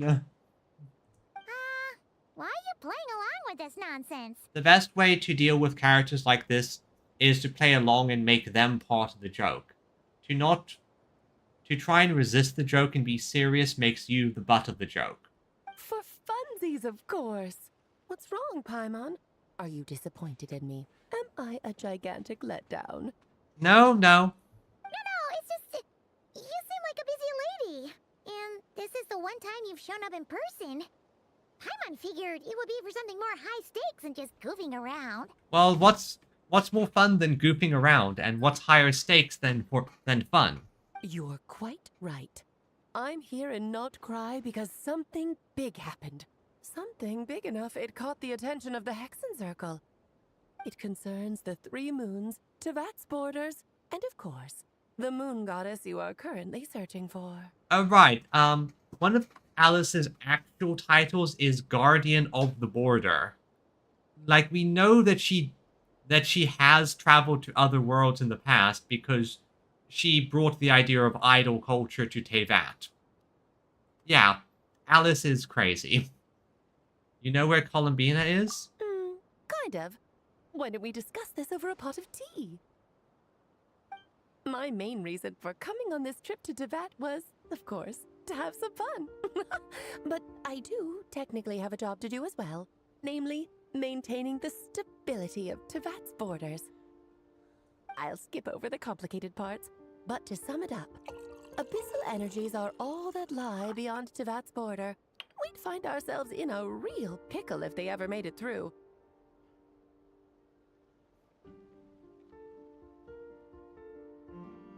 Well, that's interesting to know. And the phantoms you've been seeing are a sign that the border has been disturbed. Oh, that's bad. That's very bad. No wonder they tend to show up around Moon Prayer Night. That's when the moon is closest, so probably when it causes a bit of a disruption. Is it because the real moon is now so close to us that its power can cross the border? In part, but only a negligible amount passes through. Just enough to influence the verdant crests and so on. And as you've noticed, there has been an unprecedented number of phantoms appearing this year. The influence of the moon beyond the border cannot explain this. No. There is another far greater factor at play. Alice, you're drinking your tea in such a weird way. Who holds it by the saucer? The trilunar syzygy. The what now? The trilunar syzygy. A trilunar syzygy. You mean synergy? Is this like a lunar alignment? Eons ago, before the heavenly principles came to Tevat, it was the then 3 moon goddesses who controlled the laws of this world. Yeah, that we know. Life and death and such. You're talking about life, death, and such. Oh, that's exactly it. The 3 goddesses split these powers amongst themselves, promising never to consolidate them into one singular body. This was meant to keep the world stable. But now we have the shades that govern it, and the shades each have one of those aspects in a single body. And we know that space is not present anymore. But, fast forwarding to the present, the eternal moon's marrow is with you, while the iridescent moon's marrow, which should never have appeared in this world, has been retrieved. Add that to the presence of a moon goddess in the flesh and... Okay, so we're responsible for this. The power of all 3 moons is gathered here in Notcry. There hasn't been an event like this since the War of Funerary Flame. Well, that's a fun name. and it's having a noticeable effect on Tevat's borders. Why are you so concerned about said borders, if I might ask? Yeah, you say that you're the guardian of the borders, so what the hell are you, Alice? Because I wish to give my darling daughter a peaceful, sunny environment to grow up in. Is that a good enough reason? Honestly, yes, that's actually a perfect reason. And I would follow that reasoning perfectly. Kinda sounds like you're dodging the question, but it does make sense. Yeah, I mean, if I was doing a bunch of stuff, I would do it to make sure my daughter or my child was happy. Well, that's one reason anyway, and the most important one. The others are a little complicated to explain. For instance, cleaning up after dearest Miss R. Alright, R. Albedo could tell you more about that if you're curious. But right now, I have a more important question to ask you. Why are you collecting the moon marrows? Columbina wants to use their power to return home. I see. Nicole told me about that legend once. Nicole? You mean Mage Anne? Okay, so that's where I met Nicole in the past. Oh, so you remember. Yeah, we heard her voice in Fontaine. Yes, of course. That was a story about fate, her area of expertise. But back to the story of our dear moon goddess. I'm afraid her intended method of returning to the moon is unlikely to work anymore. Oh, why is that, Alice? Is it because of some nonsense like abyss power? What does that mean? She may be missing, but she hasn't gone anywhere. She has disappeared. Wait, what? I thought she had time. Alice, explain. Once long ago, the damslet who lived... Okay, so...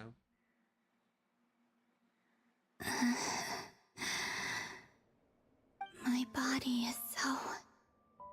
heavy. Wait, no. It's my mind that's heavy. My arms and legs are as light as a feather. What's happening to me? I feel drowsy, like I've been asleep for too long. Is it daytime or nighttime? Is the moon out? We don't know. I think I'll go for a walk. Then we're going to transition to a different location, or we're going to be moving her around and playing as her, or just cutscene. Are you out for a walk too? Okay, cutscene. Huh?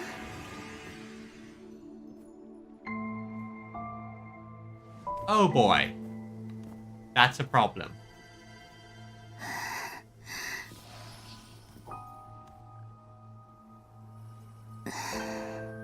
The day has come at last. So now the world rejected her enough that she started to disappear. Nope. No, I refuse. We are not... Nope, I refuse. Have I grown so weak that I can't even sustain my physical form? That can't be it. Some nonsense is going on here. But Moon Prayer Night is nearly here. I was so close to returning home.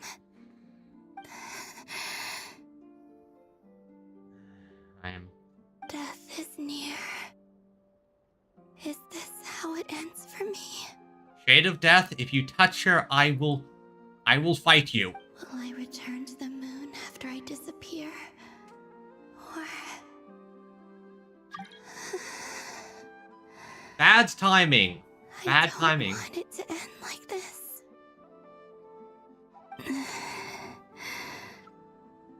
So far, at least, I still exist.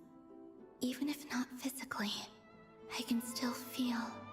I don't think you're this... But as my power wanes, I'm sure that too will fade. I suppose I might take one final look at this world. The world where I was born. Oh no, we're gonna... She's the damsel. We're going to save you. This may be the last chance. Don't let it slip away. Please. Columbina. Come on, come on! Wait for me! The Frost Moon Enclave. How much it has changed since I was born. These decorations, they're so heavy. It's times like this when you kind of wish men could be priestesses and acolytes. Yes. The downside when you have to do the physical labor. How fascinating. I've never had the chance to be privy to people's private lives in this way. In the past, people would get so solemn and serious the moment I showed my face. Like they were frozen stiff. Oh, they were just sort of scared, but... Karina, Lametti, it's time to eat. Coming.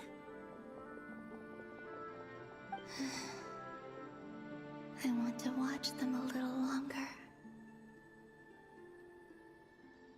Columbina? Like, I hate seeing her sad. Like, oh... She's not a... Like, Columbina is a good person, and she clearly cares. And she doesn't deserve this. Like, she doesn't deserve this.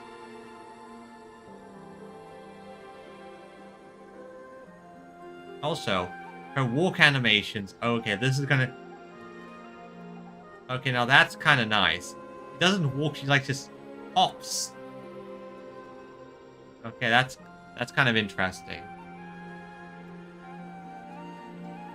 So just fill these balloons with air, right? Yep. Try a couple now to test things out. The rest can wait till Moon Prayer night. Adherent of the Frost Moon Scions. Think fast. Oh, throwing a balloon at someone, that's always a funny thing. Oh, they're water balloons. Rita! Teasing an acolyte of the Frost Moon Scions? Surely that's a punishable offense. Take this! Lot calmer and happier. Huh? Yep, that's the thing. Alright, enough horsing around. Lady Lauma gave us a task. We should get back to it. Yeah, you can horse around and throw a few jokes, a few things here and there, but I think in this case you have to work. The task is just to check that the balloons don't leak, right? Doesn't matter if we fill them with air or water. Yeah. Okay, you got me there. And you got me there. But still, we can't use all the balloons before the festival even starts. We won't use all of them. And as long as Lady Lauma's trusted acolyte doesn't snitch, this can stay as a little secret between friends.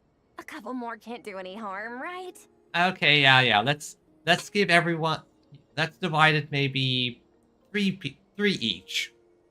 Oh, you menace. Then think fast. Just fun water. It's always nice to see people just having fun. Is pumping a balloon full of water really so much fun? In a way, this would be kind of weirdly a blessing. Maybe not blessing in disguise, but the ability to just sort of see things without them noticing is probably going to be very good for Columbina once we save her. Also, if this is how she moves when she's out, this is going to look so strange.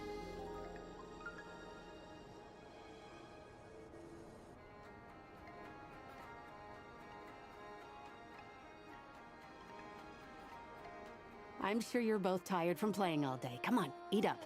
Come on, kids, eat up. A plain, humble meal.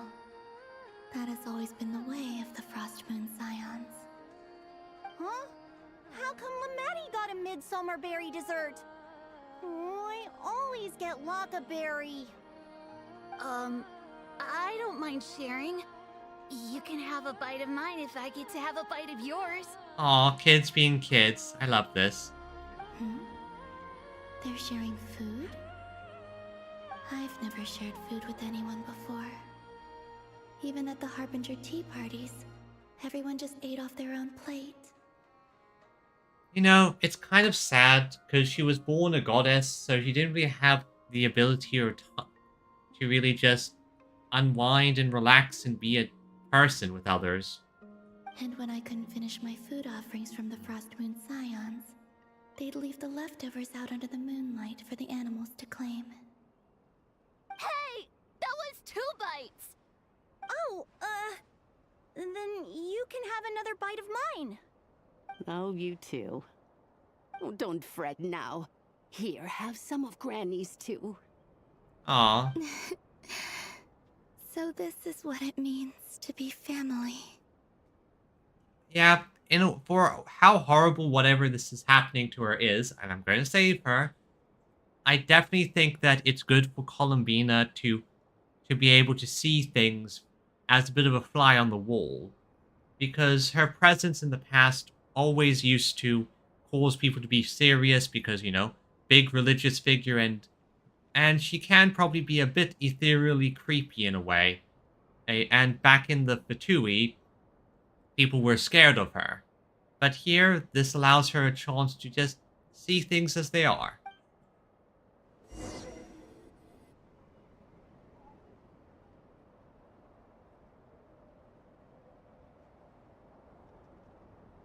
I'm seeing so much that I'd never usually get to see. They'd never act like this when I was around. It's nice, being able to just watch people in peace in these final moments. What a rare opportunity. I think I'll go take a look around Nasha Town, too. Maybe the Traveler will be there. Yep, she's just taking the opportunity to look around and enjoy herself in what she thinks is her last time of... So let's see what Nasha Town's like. Or is Columbina or... Well, considering the time scale...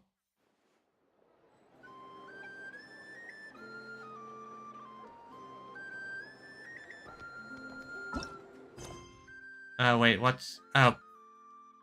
Hey. Hey.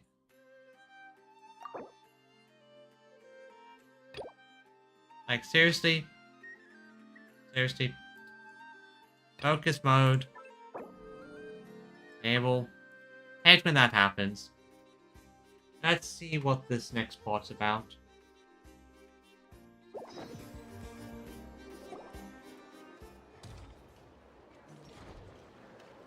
After the War of Funerary Flame, the moon goddesses were no longer recognized by Tevat.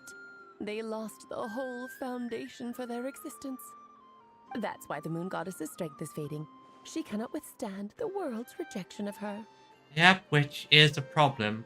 The world itself is rejecting her. To be more pedantic about it, the moon goddesses did something to offend the heavenly principles, and that's why they were ousted. Something of a recurring theme in Tevat's history. Yes, you offend the heavenly principles, and they oust you and put someone else in your place. Or they drop a heavenly nail on you, like they did with the Abyss. Theoretically, speaking so candidly should put me in their crosshairs too, but they can't tell me what to do. I'll say whatever I want. Yeah, this, speaking like this should put me in their crosshairs, but they can't tell me what to do. I do what I want. Anywho, the Moon Marrow energies were but a drop in the bucket for her, and that battle against the Ray Hair of Solnari only weakened her further. Fortunately, it happened close enough to Moon Prayer Night when the Kuvaki concentration here is high. That's the only reason she managed to survive this long. What do you mean, fortunately? You said she disappeared. We're too late. No, we have Alice here. She is magical bullshit. Oh, what a headache. I thought this was all common knowledge. I guess I have some more explaining to do. Okay, buckle up. It's time for another lecture. I suppose when you are a witch who surrounds herself with other witches of high learning, and you kind of end up, how should I phrase this? Alright, you kind of end up forgetting what is common knowledge and what isn't. Sort of like how university professors in specific fields sort of lose track of what is known by the common person.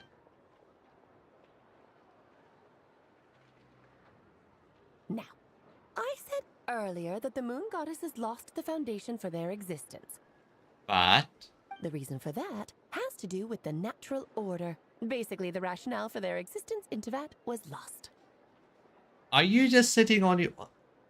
Oh, yeah, she's just sort of sitting on air. The back of her skirt sort of just... back of her coat thing just sort of became a chair. The same logic applies to the present moon goddess, too. Consider her existence so far. Her comrades in the Fatui called her Damselette. Never mind, there's just a stool there that I didn't see from that angle. And she was worshipped as Kutar by the Frost Moon Scions. But these connections have now been severed, whether by her hand or yours. Oh, I get it. In Teyvat, faith is power here, so now the connection. So the rationale that once sustained her existence is now gone. I see, so she's not worshipped as Kutar, and she's not feared as the Fatui Harbinger. Wait, we did that to her? Oh, well, strictly speaking, yes. But let's not start pointing fingers, shall we? I'll only end up as the big bad villain, and that's not the kind of final boss I want to be. Hopefully that means you have a plan, right? You're making light of all of this. Of course I do. I'm only the greatest mage in the whole entire world. That I agree. And her hat looked a bit silly when I saw it in the original trailer, but it's quickly growing on me. Now, if you wish to find your moon goddess, there are two problems we need to solve. Firstly, we'll need to strengthen the connection between her and Teyvat, at least enough to sustain her until Moon Prayer Night. Which we can probably do with the festival. Strengthen her connection. But does that mean I'll have to rally all the Frost Moon faithful behind this? We'll need more than that. I'm afraid a bygone faith and a former home won't be of any help to her now. Do you know her name? She doesn't quite have one. She goes by Kutar or Columbina. Her name? Oh, yes. Names are very important things. A name is a fundamental concept that anchors one's entire existence. I asked her once, but she said she didn't know. Then your first job is to find it. As a moon goddess, I'm sure she must have a name she identifies with. Oh, welcome back, Viridian. Yeah, I understand. Internet sometimes decides to screw you over. To give you a quick rundown of what happened. Oh yeah, Alice is pretty neat looking. To give you a quick rundown of what's going on, we ran into Alice. She is being Alice, which is fun. And basically what happened to Columbina is the fact that because her foundations on Teyvat are weakened, and she was so weakened by the fight, the world's rejections essentially made her vanish for all intents and purposes. She's now stuck in a state where she can observe the world, but can't really interact with it. Which turned out to be actually kind of good for her, as it allows her to sort of see things from an angle that she would be unable to do normally. But on top of that, though,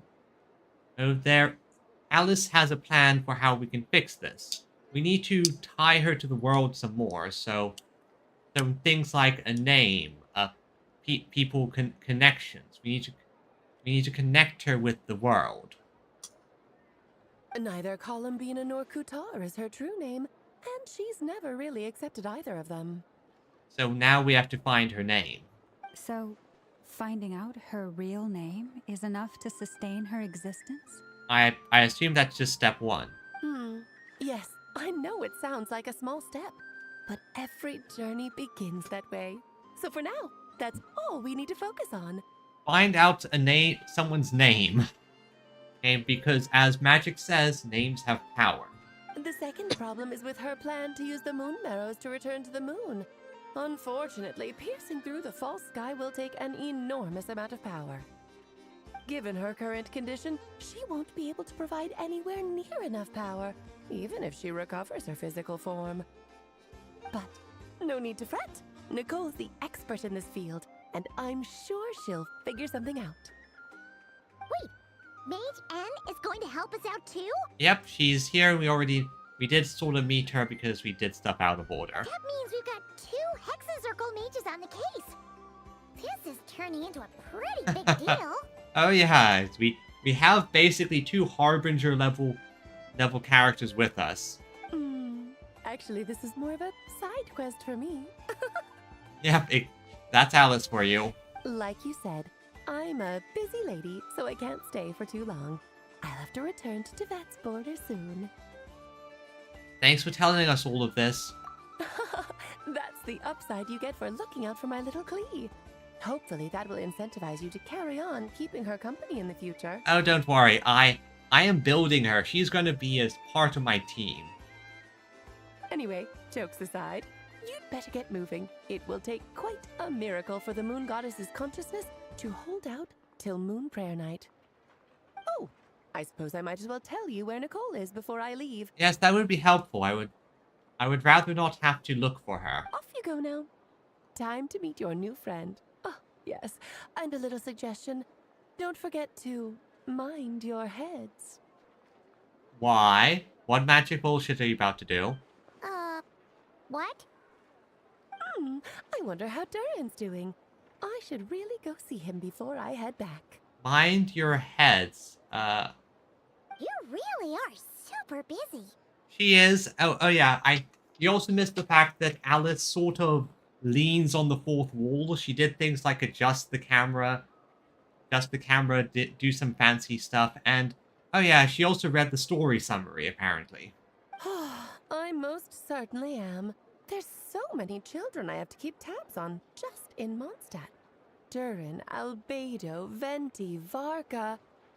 There are some unexpected names in there. Venti, for instance. Klee didn't make the list, huh? Of course not. Klee is my pride and joy. I have no qualms about her, because she's the best child in the whole wide world. I love this woman. I love this woman quite a bit. Yep. Klee's a little angel. I'm glad you agree. Well, all the best. See you when I see you.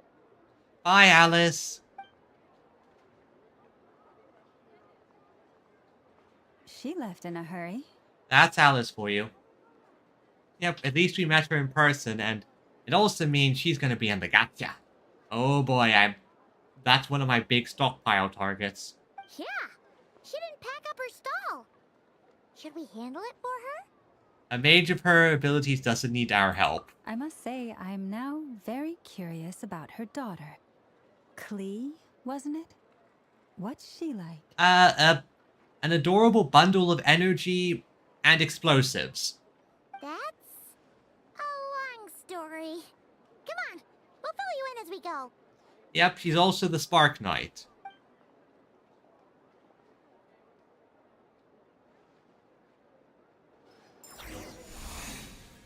And now we're going to back to seeing Columbina in her spirit consciousness form that just observes.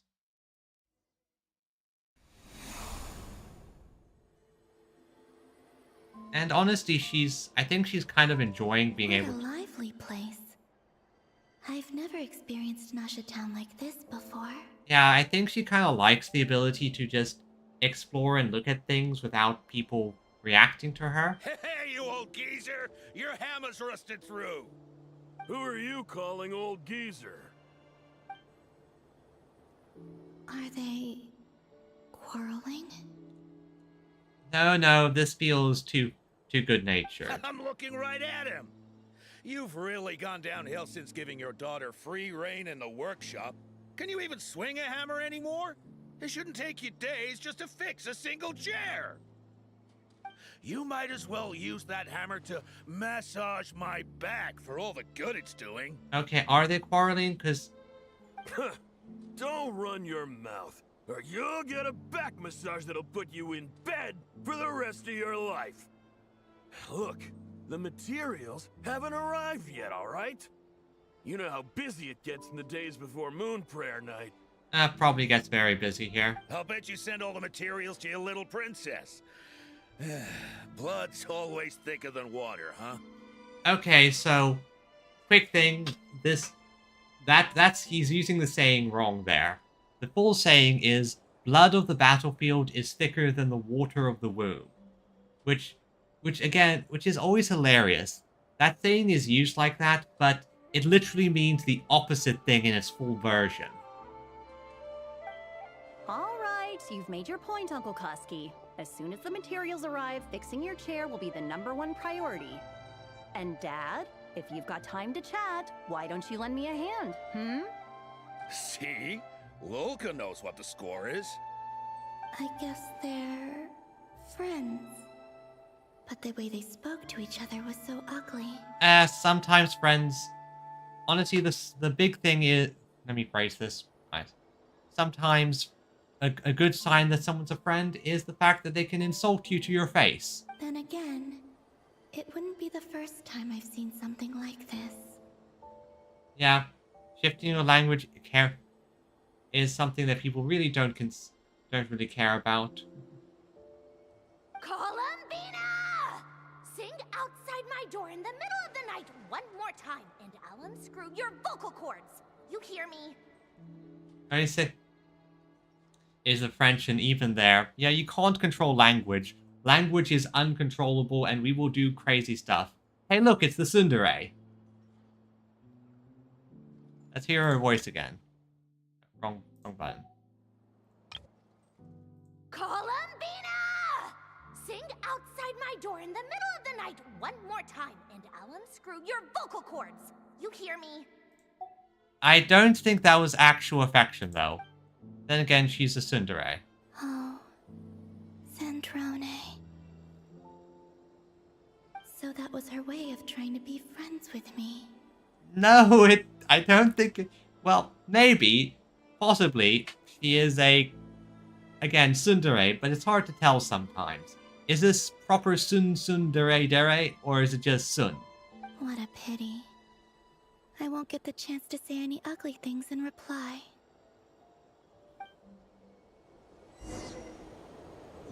Also, Columbina walks in such a fun way. Look. Look. It's so floaty and bouncy. Really does give that moon vibe. Yep.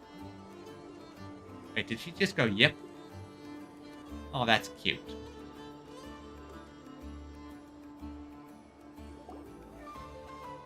Hey, have you decided what to give her for Moon Prayer Night? I sure have. She's gonna get the surprise of her life when she's least expecting it. Then I'll whip out the ring and pop the question. Aww. Asking for marriage a proposal. The surprise of her life.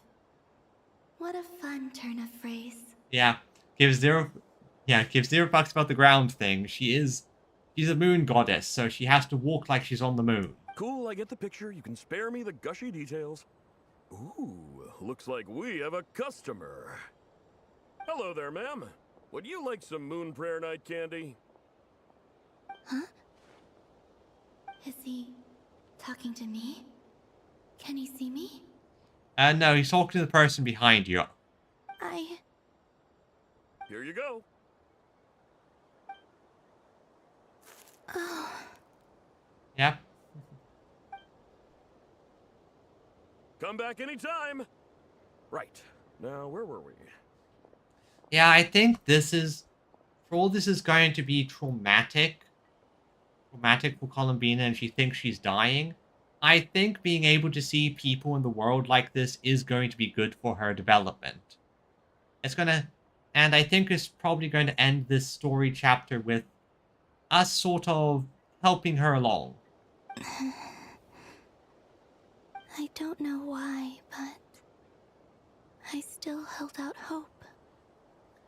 Keep holding on to the hope, Columbina. We're going to save you. We're going to save you. Don't worry.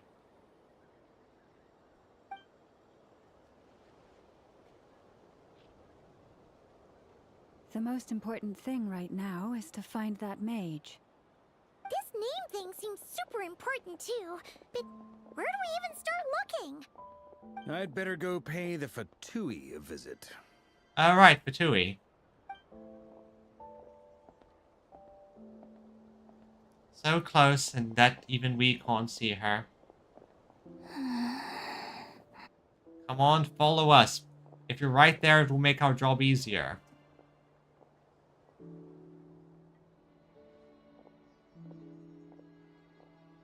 Columbina?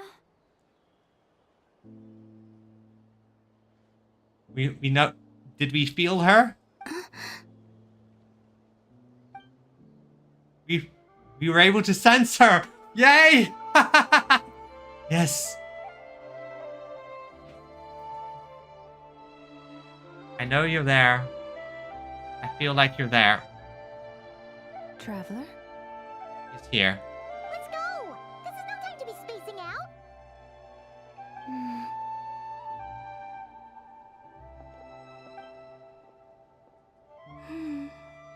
We sensed her. We sensed her. Come on, Columbina. Follow us. Follow us. Yes. She followed behind us. That's good. That's good. That may not be so bad. Just quietly staying by their side like this.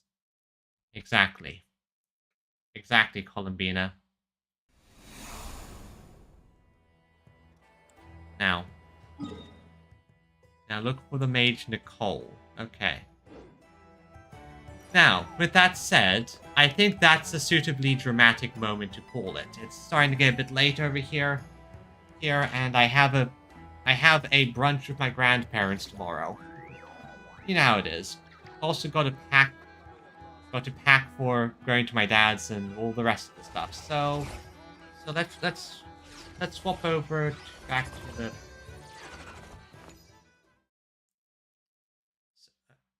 Ah, there it is. So I would just like to say, everyone, thanks to everyone for coming.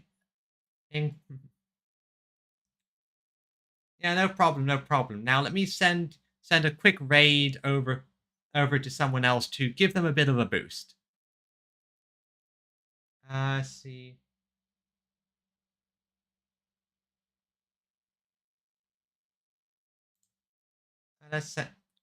Okay, here's a Genshin streamer that might need some help. So let's send them a bit of a boost, and I just wanted to say, everyone, thank you for coming. And I'll try and stream some more in the next few days, but no guarantees. Got some stuff to do, and hopefully my dad's internet can handle this. And still regardless, I just want to say once again, thanks for coming. Thank you everyone on YouTube for coming, and until next time. Bye bye.